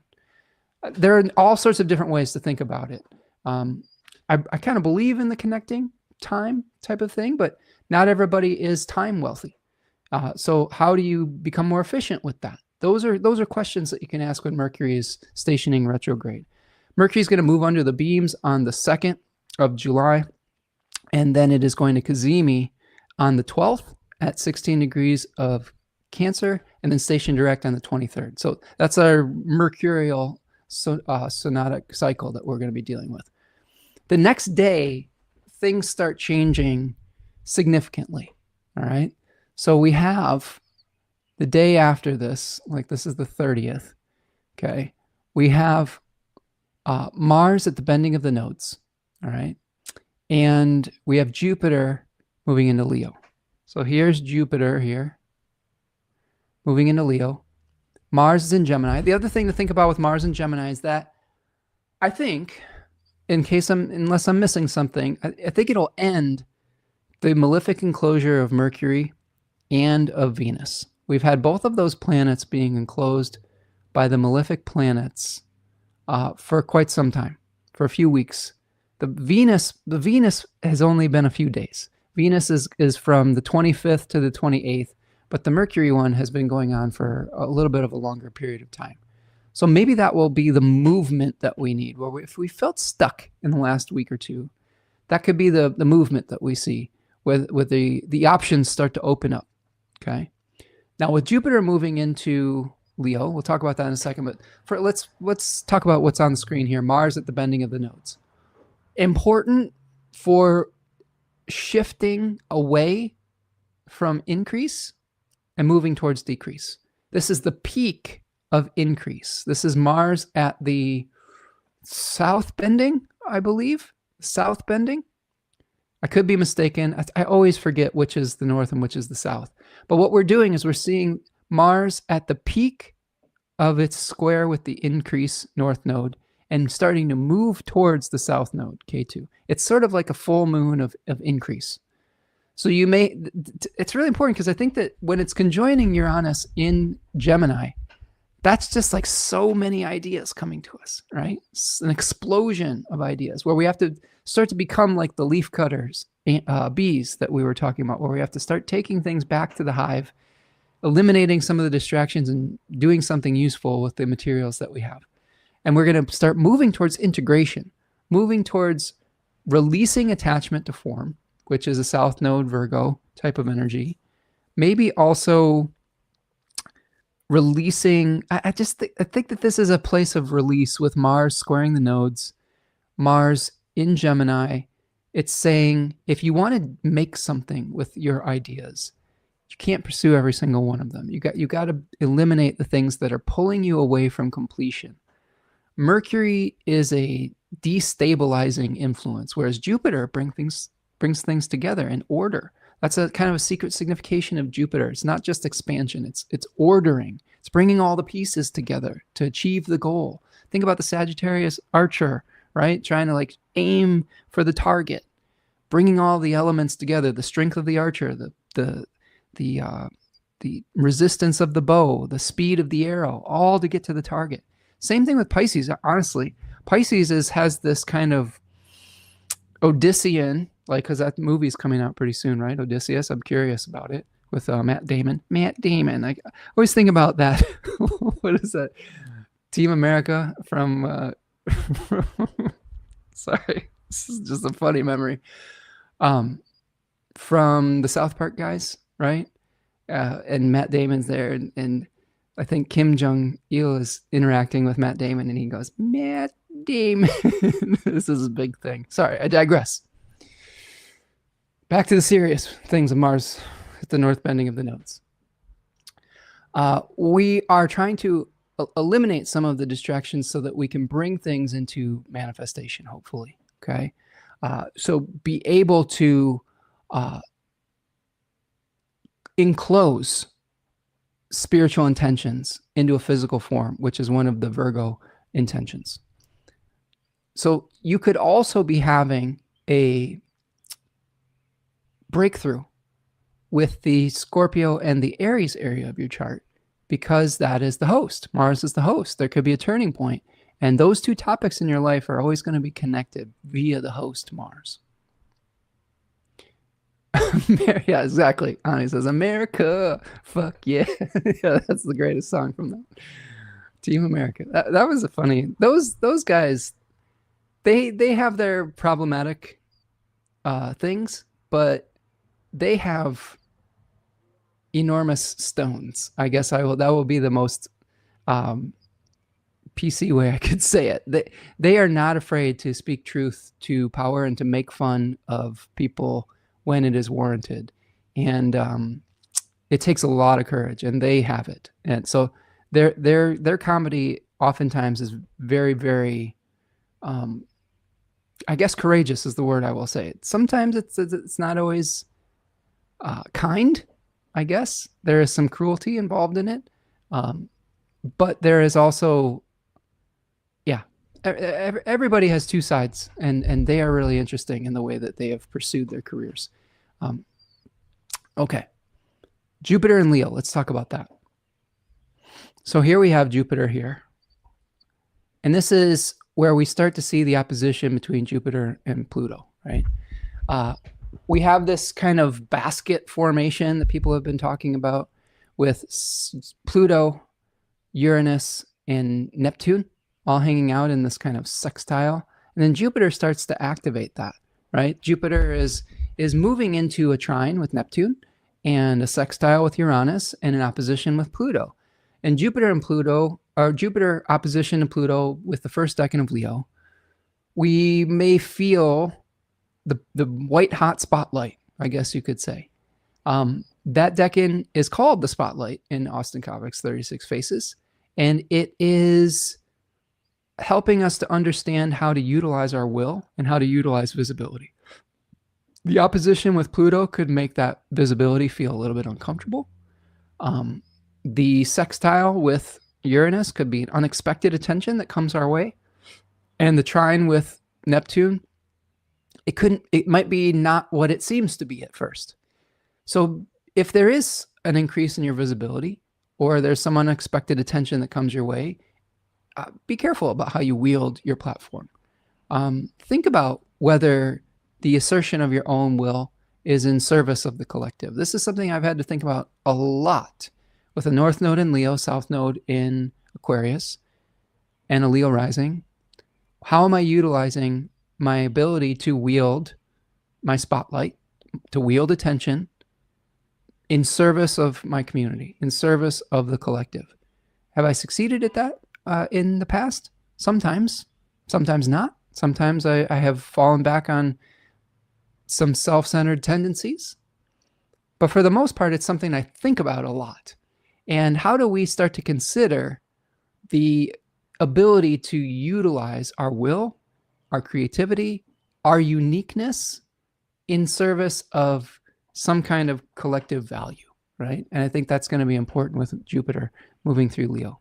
First aspect is going to also be happening on that July 1st day, where we see the moon is going to be opposing Mercury retrograde.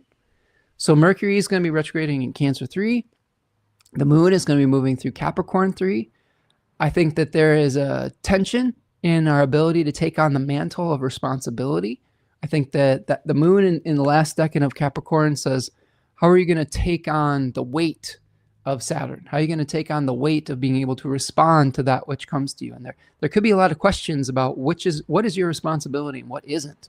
That's the kind of conversations I would expect with this type of opposition, is who is responsible for this and who has the resources to do this or not do this.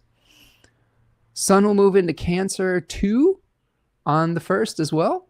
So a little bit of a shift in the energy with the sun from the first decan, which is more one-on-one relationships, to the second decan, which is Mercury ruled instead of Venus ruled, where we are communicating our love for each other. We're communicating our passions. We are also protecting that which we have chosen to infuse our love into. That's the walled garden decan. So we might be having celebrations with people. Like, this is a time in America where there's these celebrations and whatnot. Maybe we're trying to figure out how to protect the project that we decided to infuse our energy into when we move through Cancer 2. Mercury is going to move under the beams of the sun on the 2nd of July. And this is a time where Mercury, in its retrograde form, is becoming a psychopomp. And a psychopomp is a fancy word for a guide of souls to the dead, or the land of the dead, or the underworld. So we might be seeing a time period symbolically where we are having to release ideas, release thoughts, where we're having to renew mercurial significations in the heart of the sun, where our communications might break down a little bit, where we need to reestablish a new way of communicating. We may also be revisiting something from our past, or something arises from inside of us, okay, rather than an external idea coming to us.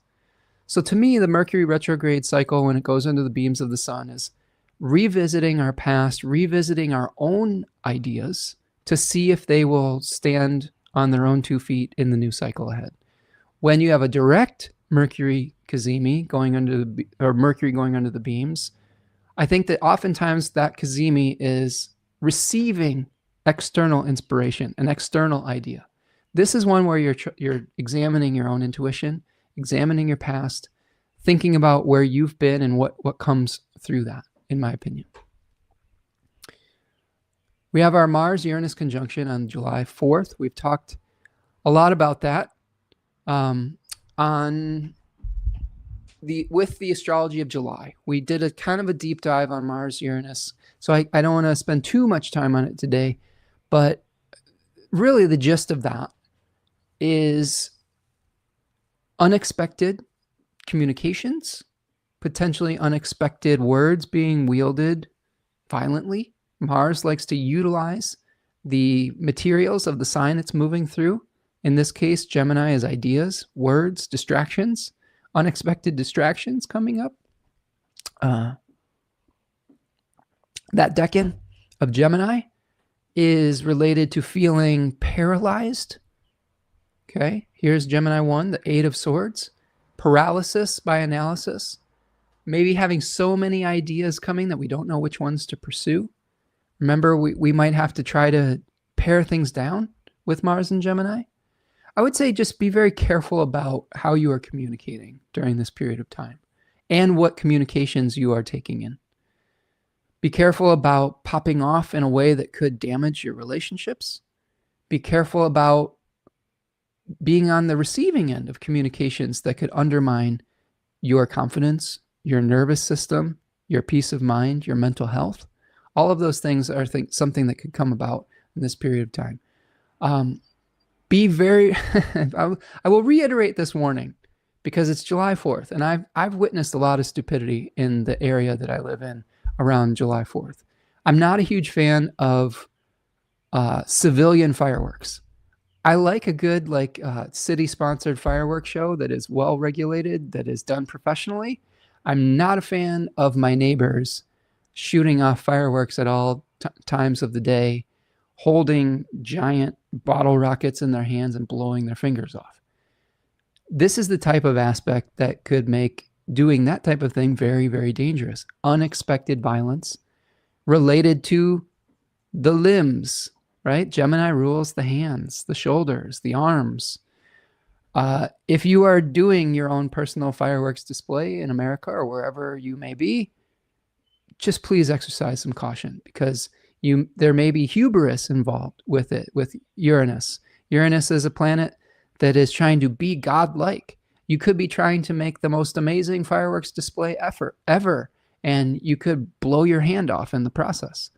Again, I've witnessed, or your eyes, you know what I'm saying? There's so many different ways that things can go wrong when you are dealing with those types of things. Please exercise extra caution. And if you are around people who are doing these things, even if it's not you yourself, be very careful. Stay a safe distance away from those things. If you're at a fireworks display, make sure that you're a safe distance away from where they're lighting them off. If you are in your online spaces, be careful about engaging in conflicts with people. I think that things could easily unravel very quickly with a Mars-Uranus conjunction where people start wielding words as weapons and we have communications that can be very damaging to one another. So I think on the positive side, Mars-Uranus could be a flash of insight that could lead you to eliminating options that aren't serving you, that are just distractions that are stopping you from moving forward. This could be a really powerful insight in that regard as well. Ani says, verbal fights and fireworks can't be more literal on Independence Day. Yes, exactly. 100%. And the same is true, like let's say you get together with family members and you have a difference of opinion. A lot of times people get together for like barbecues or backyard barbecues in America. This is like a tradition. Honestly, it's one that I kind of enjoy. I like getting together with people and sharing food with people. But just be careful if you're having conversations with people that you wouldn't normally have. Be careful of how you communicate with people so that you don't get into a verbal battle with somebody. That's not the point of the day. The point of the day, really, take the, I don't know what the point of the day necessarily is. To me, Cancer season is about sharing our abundance with others and deepening emotional relationships. So whenever a celebration like that comes together, that's what I choose to see its meaning as, rather than some arbitrary celebration of a border that I don't necessarily always acknowledge or believe in. Like I'm a citizen of this planet, not just of this country. I love the people in my community, and I would like to celebrate with them, but seeing it as separate from people in another country it's just not something that is in alignment with my ideals, for better or for worse, right? So I guess just be careful about how you communicate with people and how you wield pyrotechnics around this period of time. Mars sextiles Neptune and trines Pluto on the 4th to the 5th. So this is Mars starting to activate that basket formation that we were referring to. Okay. So here is the 4th and the 5th here. Now you've got Mars making that sextile to Neptune, making the trine to Pluto. I haven't spent a ton of time thinking about this particular configuration with the outer planets, but from everything that I've been hearing and from what I have observed in the past with outer planets, is it is a period that is pivotal for action collectively. I did watch a really informative reel from one of my favorite astrologers. His name is S.J. Anderson. S.J. is awesome. If you aren't following him and on wherever he does his thing, you should, because he's brilliant. But he was talking about like potential hopeful time in the collective for actions that could be taken. If you think about the elements that we're dealing with fire and air. We've got passion and intensity that has fuel. Now that could be for better or for worse, right? Passion and intensity that has fuel can lead to things like our January 6th insurrection. It can also lead to changes in our worlds that could be for the better and for the positive. It can lead to things like we saw in New York, like with the election, where we had kind of a sweep where people were starting to say, hey, I'm really tired of the establishment. I want something new. I want something that has the potential for collective benefit rather than just corporate interest. So those are the types of things that could be interesting, like an ideal meeting passion. And I think that's something that we're going to see, like Mars is going to be activating that around the 4th and the 5th as well, like the ability to activate passion that is in service of an ideal. And your mileage may vary with that depending on what your ideals are, okay? Ani says, I love SJ. He's in Eastern Europe somewhere. Yeah, he's an expat in Georgia, I believe, the country Georgia. Don't quote me on that, but I think it's somewhere in that area. And he's chosen to just live this like stripped down monastic life in an Eastern European country, and just like the wisdom that comes out from him is amazing. I had him on the show once, and at some point I would like to do it again, because just a wise character. I met him at UAC, actually. That's how I met him, and he's just very pleasant in person too. Like just real chill, really smart, and worth following. Mayor says, listen to SJ yesterday. The sacred hoop of stars speaks to a time of healing. There you go. Right? Some really hopeful things coming from SJ's interpretation with that too. And I appreciate that. I appreciate his ability to contextualize it in a way that could be hopeful rather than in a way that might be difficult. Okay, so that's the 4th and the 5th. Sun squares Saturn on the 6th. So some kind of testing between the Sun in Cancer 2 and Saturn in Aries 2. Remember, we've been talking about the ability to make a new start, to create a world of our own making. And when Saturn is in the overcoming square to the Sun, it feels like being pushed out of the nest. You know, we've got the walled garden with the Sun there, where it would prefer to grow in the security of the nest. And Saturn is kind of just like forcing them out a little bit early. And that could feel painful, could be feel a little bit scary. There's a tension between wanting to do it now or needing to do it now and wanting to let something develop over time. I would tend to default on letting something develop over time. Just, this is your resident Cancer 2 sun speaking, but your situation may be different. You may need to just take the leap. I think that I may need to just take the leap. I think that's another thing to think about. We're all subject to these planetary movements, whether it's comfortable for us or not, right? You may really want to take the leap, but you may need to nurture it a little bit longer. It depends on what your planetary perspective is. The next day is my birthday, July 7th. Happy birthday to future me. Neptune stations retrograde at 4 degrees of Aries. Reviewing the glamorization of individuation, of separating from the collective to go our own way, of the rejection of values that we don't see as our own.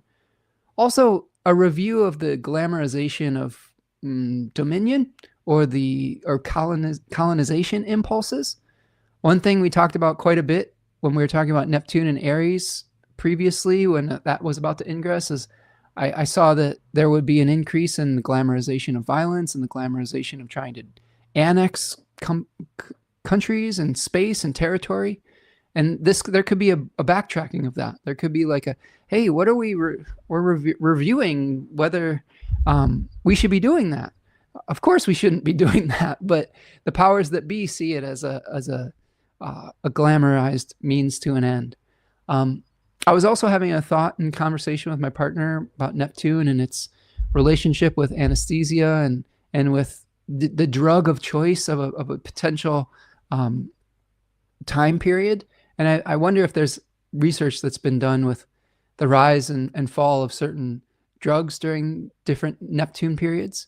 We've seen like a backlash recently on like the marijuana after almost like a universal, not universal, but an acceptance of it more in communities with Neptune and Pisces, one that leads to a feeling of peace, I guess you could say, or detachment. Whereas what is the drug of choice with Neptune and Aries? I feel like cocaine or stimulants or something like that, but maybe seeing the dangers of that when Neptune is in review. Okay. Thank you for the birthday wishes. Appreciate it. Okay. That leads us to the last quarter moon on that day as well, July the 7th. And this is where the moon is going to be making and activating the square between Saturn and the sun. Similar themes that I talked about with the sun squaring Saturn, feeling pressure to take action or to make royal decrees, but feeling a little bit exposed from behind our walled gardens, I think you could say. Maybe even needing to release our attachment to our own private worlds, to bring others in, I think, with the last quarter moon. When we have waning moons, to me, I think we need to release some of the tendencies of the decan that the moon is moving through to achieve the goal of the sun. If we want to build community, if we want to have the Three of Cups experience that we see in the second decan of Cancer, the three graces coming together, cheering each other on, maybe we need to release some of our individual selfish desires. Maybe we need to see things from someone else's perspective. And that this last quarter moon could be something that is baked into that lunation cycle. Jupiter moves onto the beams on the 8th. Okay. So this is Jupiter going into the heart of the sun, getting ready to be renewed in the cazimi of the sun in late July. So this is something where we might be releasing something Jupiterian. Maybe we're releasing some beliefs about visibility. That's interesting. I know that we've talked today about, Ani was saying, Spencer, you need to get yourself out there more. You need to advertise more. It's not super comfortable for a shy 12th house Cancer sun, such as myself. But maybe this will be a period where, to be able to move forward, we'll have to release belief systems around visibility. And not just for me, but for everybody. We might have to take on a new role. Okay, a new role of responsibility, a new role of visibility. Okay. Ani says, yeah, I predict stimulants also. Yeah, right. I think that's we were talking about Neptune in a fire sign, stimulants taking new rise in prominence. Be real careful with all that stuff too, friends. The stimulants you can really get you in trouble. Like I feel like marijuana is much less dangerous than some of the stimulant stuff that can mess you up real quickly. So just the public service announcement, because Neptune can lead to altered states of consciousness, but not always for the best either. It can lead to a breakdown of consciousness as well. Venus moves into Virgo on the 9th. So Venus moving into Virgo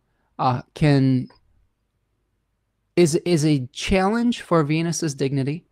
It is Venus moving into its fall. It is a place where Venus is in the domicile of Mercury, and a place where instead of being able to harmonize with ease, we are criticizing.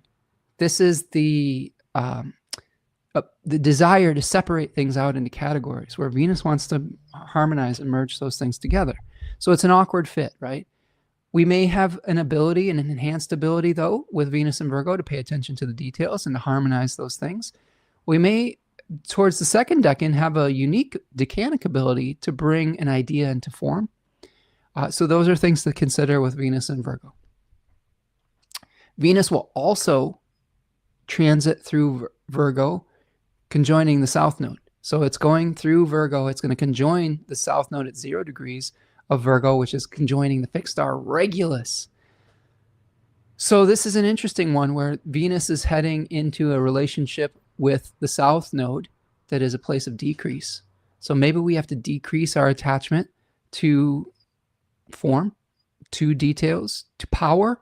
Okay, this is another thing that Regulus can speak towards, is empowerment. Decrease our attachment to revenge. You know, this is a part of the challenge of Regulus, is empowering ourselves at the expense of others by stepping on their heads. And, you know, this is Bernadette Brady warns of this. Okay, so how do we release the tendency to want to dominate others? I think this is a interesting thing to talk about, humility. How can we embrace humility in our characters, where we realize that for us to become powerful, we don't need to make others less powerful. We can all just empower one another. All right, let's see. A few more things here. Javier says, I keep thinking meth, delusion central. Yeah, just another stimulant, right? Like where these things start to just take prominence. Neptune, farms, exactly. Sun moves into the third decan of Cancer on July the 12th. That's when we're going to be seeing the Mercury Cazimi. So Mercury Cazimi is right as the Sun moves into Cancer 3. So let's talk about the Mercury Cazimi a little bit while we contextualize Cancer 3. Again, I did longer deep dives of this in the Astrology of July. I'm just giving us a review, and with more context, with more lived experience. So now with this Mercury Cazimi is going to really highlight the movement of the Sun into a new decan, Cancer 3, which we've talked about, related to surplus and scarcity. We may have an idea about where we have abundance in our life and how we want to share it, how we want to become philanthropists, whether we want to share our wealth of time, whether we want to share our wealth of wisdom, whether we want to share our wealth of resources with those less fortunate. We may also get some ideas of where we are experiencing lack or scarcity. Where do we not have enough time? Where do we not have enough resources? Where do we not have enough wisdom? And that can help lead to rebalancing. This Mercury Cazimi moment on the 12th of July could be really powerful for planting the seed for rebalancing and bringing into harmony lack versus excess. Venus will square Uranus the next day. Okay, so this is a moment when Mercury Cazimis, we have Venus conjoining the South Node, squaring Uranus.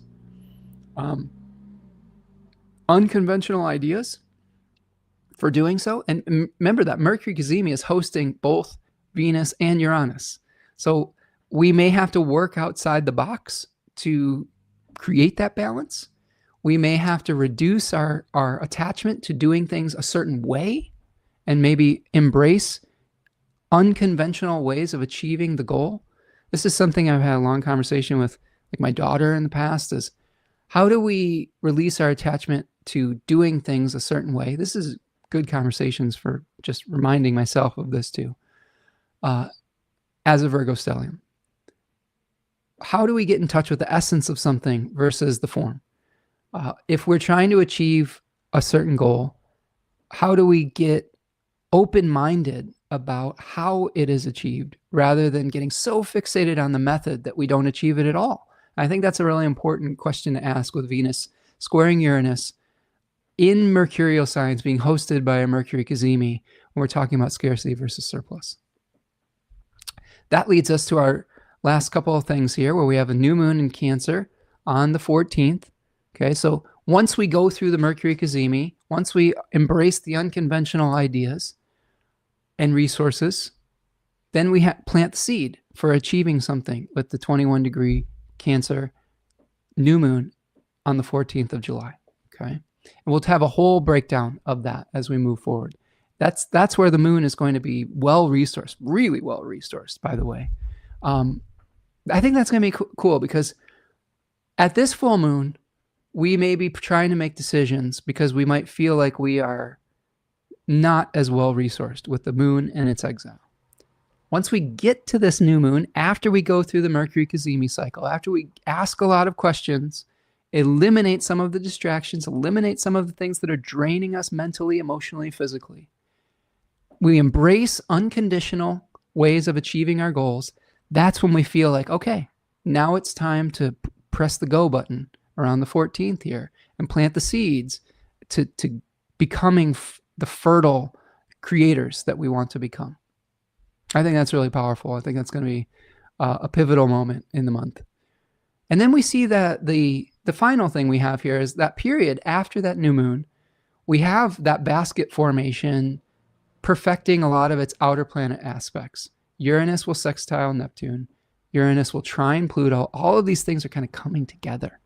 So take this period of time between Monday, the 29th, and July the 18th or so, after the new moon, this end of this second half of this lunar cycle, to get clear about where you want to build, what resources you have, what resources you need, how you can utilize your specific abundance, whatever gifts that you have. How can you utilize those to uplift other people or the earth or protect the earth or be good stewards of wherever space that you are inhabiting, whether that is a physical space, an online space, or any other type of space? And then how can you align that with maybe something greater than yourself?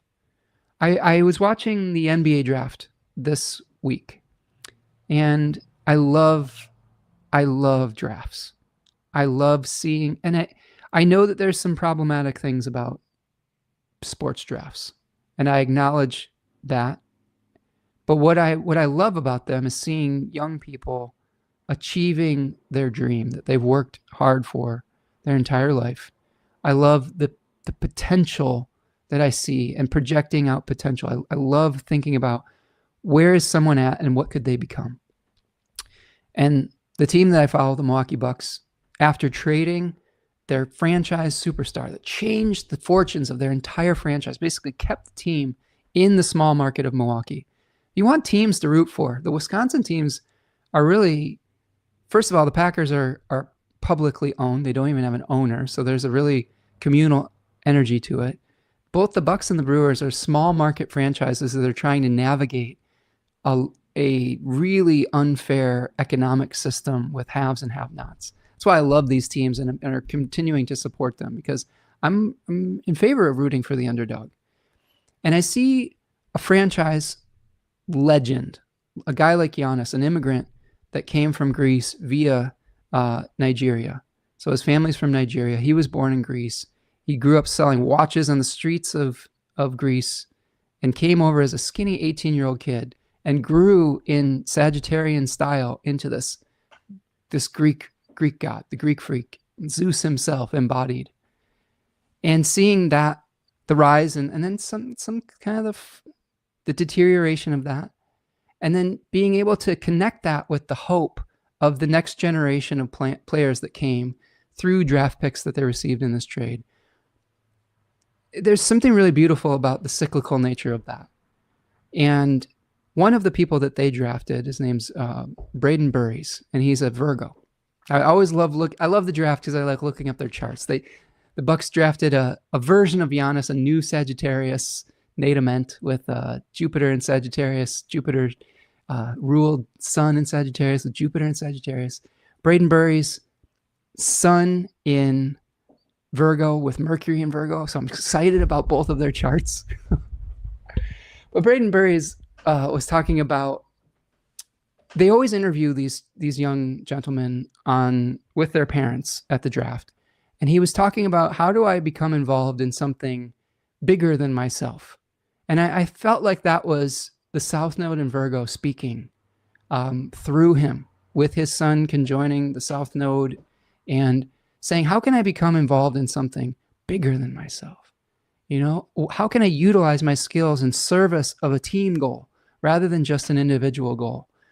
And I loved hearing that from a 20-year-old kid, you know, even if, you know, maybe that's not the goal that you have in mind, but just seeing anybody sacrifice their individual needs for the goal of a greater good, to me, is very inspiring.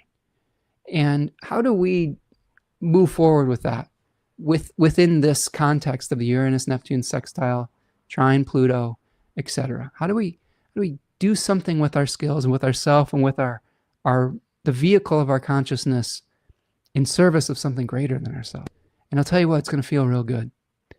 Feels real good, because if you only do something in service of yourself, it feels good for a little while potentially, but then it starts to feel hollow and empty because you don't have anyone to share that with. Okay, how do we learn to share our abundance with each other? Stellar Rendition said, I watched the draft too, and I love feeling their joy in the accomplishment too. I couldn't have said it any better. It's just so amazing to see the realization of a dream over and over and over again. They're always, each pick is the realization of someone's lifelong dream to that point. And that to me is really beautiful and inspiring. And I will never tire of that. You know, I think that's really, really cool. Yeah, it was fun.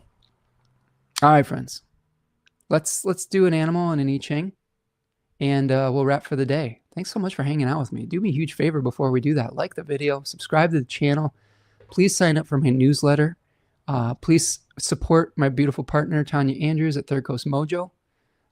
Sign up for the newsletter. Visit me at spencermichaud.com. Sign up for a reading. Would love to work with you individually.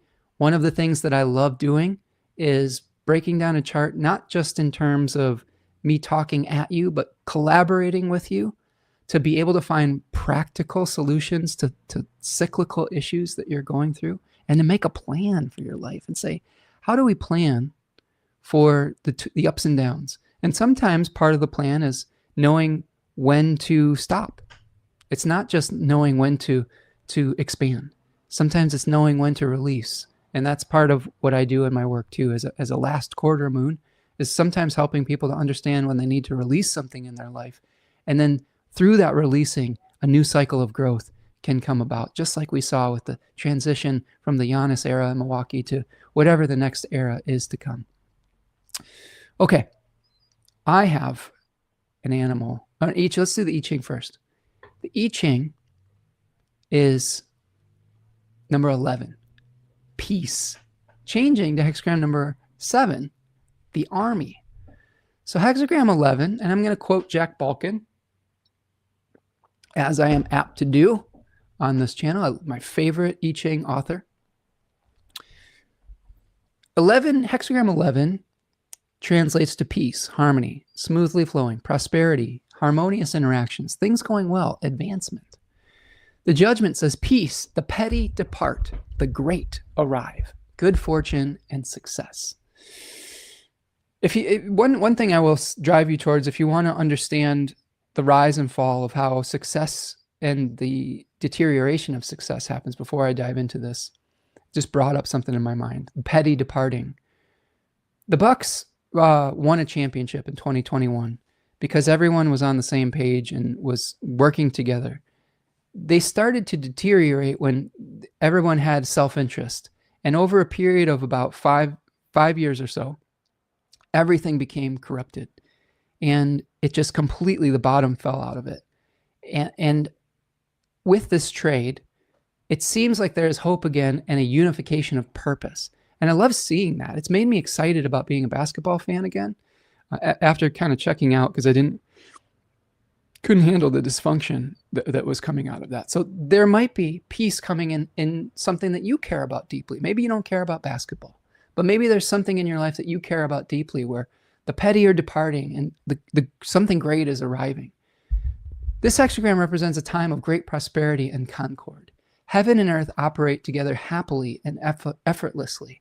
The high act in harmony with the low, and the strong with the weak, the great with the small. Progressive forces make great strides. Worthy elements advance without obstacle. People of talent, ability, and wisdom obtain the respect due to them, and others work with them freely and happily without envy or rancor. Those who join in are honored and respected in turn for their contributions. Peace descends on the world, and everything flows smoothly and easily. It seems as if heaven were on earth. During this period, your relationships with others become more congenial. Old problems will be resolved. New intimacies will develop. Now, intimacy between individuals is a very Cancer 1 solar type of thing. Okay. Cooperation and coordination become easier and almost effortless. You can begin new projects with confidence, and the ones that you are currently pursuing will blossom.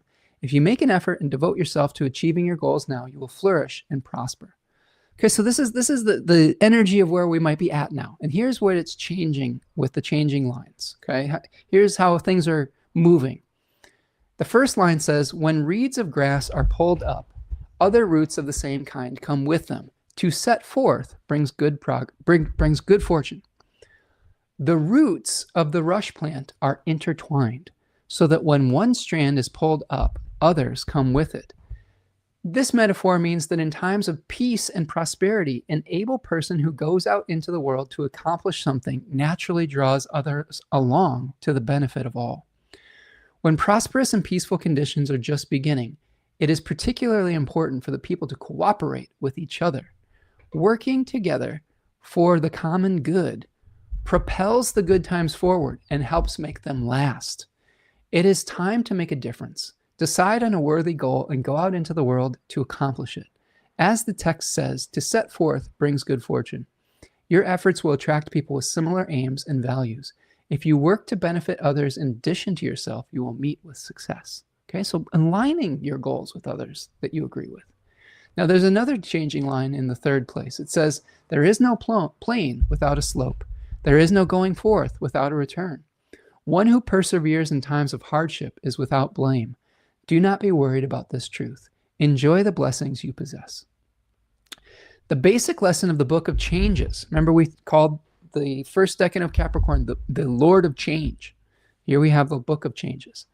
The basic lesson of the Book of Changes is that everything changes. Good times turn to bad. Bad times eventually improve. We just outlined this with the rise of, like, my favorite sports team to the pinnacle of success, and then the deterioration and decay, and then again the seed for hope being planted. You can see this metaphor play out in so many different ways. Okay, even during the most peaceful and prosperous conditions, difficulties, decay, and evils are merely held in check and are never completely eliminated. But one should not dwell on this obsessively. Negative thinking keeps you from enjoying the present. It may actually contribute to the hastening of decay, for if you think that things will go wrong, they probably will. Rather, the right attitude is to be realistic and to accept the laws of change. First, because good times will not last forever, you should not waste them, but make the most of them. Learn to live in the here and now. Take advantage of opportunities to grow while resources are available to you. Second, recognize that you cannot rely on external circumstances or the approval of others to make you happy, for these things inevitably fluctuate over time. If you are overly dependent on them, you will suffer greatly when fortune changes. The best way to deal with change is to develop your own inner resources. Strength of character and independence of spirit help you enjoy the good times and persevere through the bad times. Inner resolve and faith in your own abilities bring you the good fortune in the long run, no matter what happens in the short run. This is changing to the hexagram number 7, the army, which is discipline, self-discipline, honor, loyalty, integrity, massing of force, the multitude. The judgment says the army needs perseverance and a strong leader, good fortune, no blame. A mass of people is not an army, but it can become one if it is trained, organized, and led by a great general. Discipline is critical or crucial.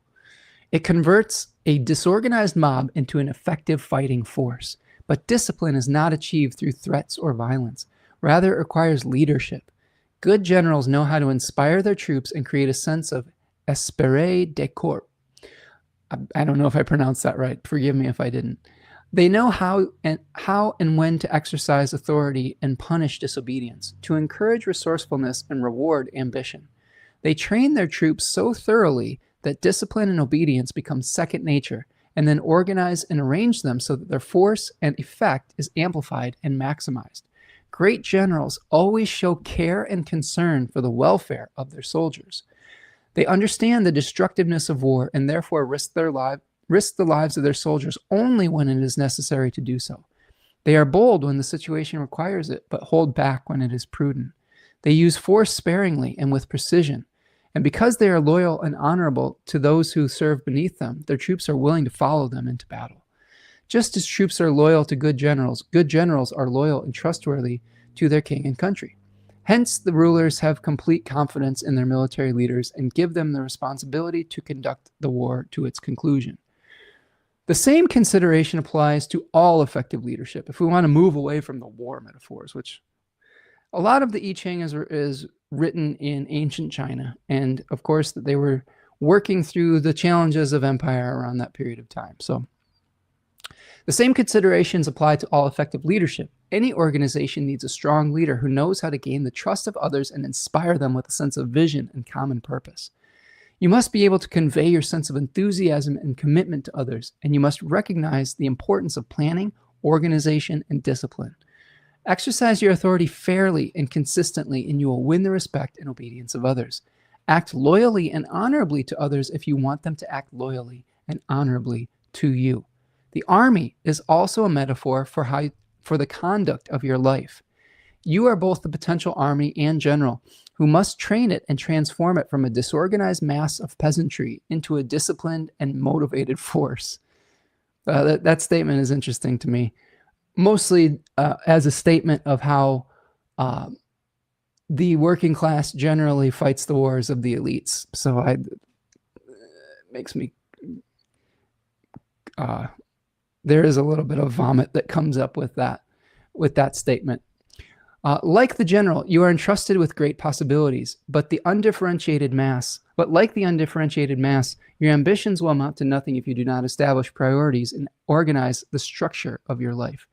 If you want to succeed, you must have clear-cut goals and you must be enthusiastic about them. Otherwise, you will not have the courage to persevere and meet the opposition. Discipline yourself and your desires so that healthy and effective habits become second nature. Marshal your forces and abilities to put them to the best possible uses. All right, so if we try to figure out different metaphors for this so that we don't have to perpetuate the language of war and of class desperation, or I don't know. How do we create mental discipline to be able to organize our life? I think that's really the gist of this. We are in a place of peace. We're in the last days of Jupiter in Cancer, and we have to really organize the abundance that we have, whether it's time, whether it's money, whether it's wisdom, so that we can organize ourselves to be in service of our communities and the people that we want to serve, the people that we want to connect with our wisdom, the people that we want to connect with our services, whatever it might be. And to do so, sometimes we have to be disciplined. We have to take our disorganized mass of ideas and turn them into something practical and show up each day and do the work. And sometimes we have to be a little bit ruthless with ourselves to say, hey, I need to eliminate some of my bad habits, some of my lower tendencies, and start putting energy towards the things that are most important to myself and the people that I'm trying to serve. So I think in that regard, it's a really interesting hexagram. Ani says, I appreciate pointing out intimacy as a solar principle, sharing your soul, versus vulnerability as a lunar principle, sharing yourself. In Cancer 1, that resonates. Thanks, Ani. Yeah, I think that the sun, I've read, I think what I'm hearing is triggering a realization from Charles Eisenstein's book, Sacred Economics, where we talked about the solar generosity too, right? Where the sun was worshipped as a generous life giver in ancient civilizations. And we've talked in the past about how the sun can be about where do we have generosity to give to others.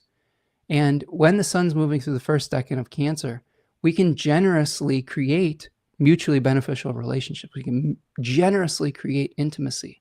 Sometimes it just happens to us. Like this week, I had a really nice just walk in the woods at a botanical gardens with my partner, one-on-one. There wasn't the distraction of trying to make other people happy or like mask to like connect with new people and feel awkward and uncomfortable. It was just me and my partner appreciating the little things in that garden without being worried that someone was bored or that someone wanted to leave. Like it was really, really nice. I have to admit. And that might not be the case when we move into a different decan, but that was really embracing the moment of that particular solar moment. And that's the thing that we have to understand about astrology. How do we come into alignment with that particular solar moment? And in this solar moment, intimacy is really spotlighted. It's highlighted. It is where we have the ability to be generous with our time. All right. The animal I have for you today is the bat. I don't think we've gotten the bat on this channel before. Look at those little bats. That was the least horrifying picture I could find. They look strange. They're cute, right? They're a little like a flying mouse. Flitter mouse. Probably butchering some German. De Flitter. I'm not even going to try. Here is Melissa Alvarez talking about the bat. The bat is the only mammal that can fly. It sees the world through sound and is able to navigate the sky using sonar. It makes high-pitched calls as it flies, which bounce off the area around it, allowing bat to create pictures of its surroundings. Contrary to saying blind as a bat, all species of bats can see. Bats prefer to roost in groups. Some species prefer to have their own individual space, about 6 inches, within the group. Other species pile upon one another for added closeness, right? Emotional intimacy. These animals have talents for constructive changes, creativity, exceptional hearing, fearlessness, flexibility, great navigation, intelligence and intuition, meditation, navigation in the dark through the unknown. They are observant. They often represent having prophetic dreams, being open-minded, and seeing what others miss, being sensitive to vibrational energy and wisdom. They have challenges around being fearful without reason, maybe potentially loner nature, naivete, overly sensitive, or unaware. The bat appears when transformation is necessary. This can be a physical or inner transformation or a move to a new location or career. I mean, I always am amazed at the synchronicity between these. I choose these randomly, friends. So we're talking about location as a Capricorn III understanding of changes in a new thing, right? Changes in a new land, understanding what needs to change physically. So bat can be about inner transformation or the move to a new location or career. These changes are coming, and you need to prepare yourself to handle them on all levels. If you prefer solitude to crowds, you might find yourself participating in group events or vice versa. Bat encourages group interaction instead of a solitary life. Release any fears, doubts, or hesitations that are holding you back from being a participant instead of an observer, and step forward on a different path. Watch, listen, and think before you react. Maintain your keen sense of observation because it will be an integral part in your development and progress on new ventures. All change means progress, and how you handle it will make it a positive, exciting event or a negative one. That means that you should embrace positive qualities within yourself and look at the world from a different point of view. This animal can assist you when you are transitioning from one phase of your life to another, or experiencing major life changes or small changes in your day-to-day routines. It doesn't matter how big or small the change, Bat can help you during the transition. If you're working in your own spirituality, Bat can draw the information you need to you, help you understand it, and assist you in your spiritual change. If you've been avoiding facing the truth about a situation in your life, Bat can help you see it clearly.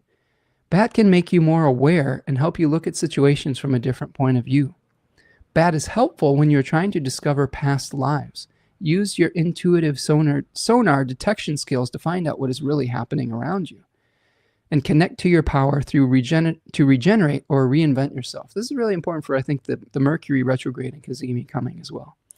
Bat encourages you to let go of that which you do not need. Venus South Node, anyone? Once it is released, new opportunities will come your way, or Mars and Gemini. This is all part of the transformation process. Okay, so release things you don't need. Go through the transformation willingly. Utilize your intuition. Trust what you hear rather than what you see. Use your sonar, make little eeps and then get information when you're making an eep to see what comes back to you, right? Open your ears, see things from multiple angles. Bats are really cool animals. You see them at the transition periods from the daytime to the nighttime. So we might be going through a transition period where we can't necessarily see the way that we have seen in the past. And we have to trust our other types of senses to get us through it. And that crepuscular time, that dusky time of day is one where we're transitioning to something new. And it requires a little bit of a leap of faith. So there is some faith involved with this. So that, my friends, is what I have for you today. Thank you so much for hanging out with me on this Friday afternoon or whenever you are experiencing this. It's going to be an interesting weekend and an interesting week moving forward. And we will continue to contextualize it. Again, if you are needing help, reach out for a reading. I love the little bat symbols there. I love it. If you need some magical help, reach out to Third Coast Mojo on Etsy. There's new things that continue to come out each week. There's a lot of product that is being released in the next few bits. So sign up for my newsletter and for Tanya's newsletter to know when new things are being released, or follow her on Instagram at Third Coast Mojo. And try to go through the changes gracefully. Recognize that there is always a cycle of increase and decrease. There's a cycle of climbing the mountain and coming down the other side. And that's natural. If you're going through releasing something, something I've learned from the sports world recently is oftentimes the time for something has just ended. And instead of making it a negative uncoupling, you can make it a conscious uncoupling, right? If something's time has come, you don't necessarily have to demonize what you had in the past. Sometimes you just have to accept it and then move forward. And then there's a lot less collateral damage that happens when you do it in that regard. So if there's changes that you're going through in your life, you don't necessarily have to make the previous version of yourself wrong. You don't have to make the person that is no longer right for you wrong. You can just go about with embracing the new, appreciate what you had for what it was, and then move forward into the next cycle. And I think that that's how we embrace these things with kindness to both ourselves and to others. And I think that's really important moving forward. Stellar Rendition says, using your heart sonar to send out unconditional love beeps and they echo back. I love that. I love it. Thanks for being here, friend. And thanks for your wisdom. Javier says, take care all. Nice to see you, Javier. All right, my friends, that's what I've got for you. Have a great weekend. Have a great week ahead. Try to regulate your nervous system, eliminate some distractions, get your little headphones if you need them. And we'll get this through this together. We'll see you the next time. Take care, friends. Peace.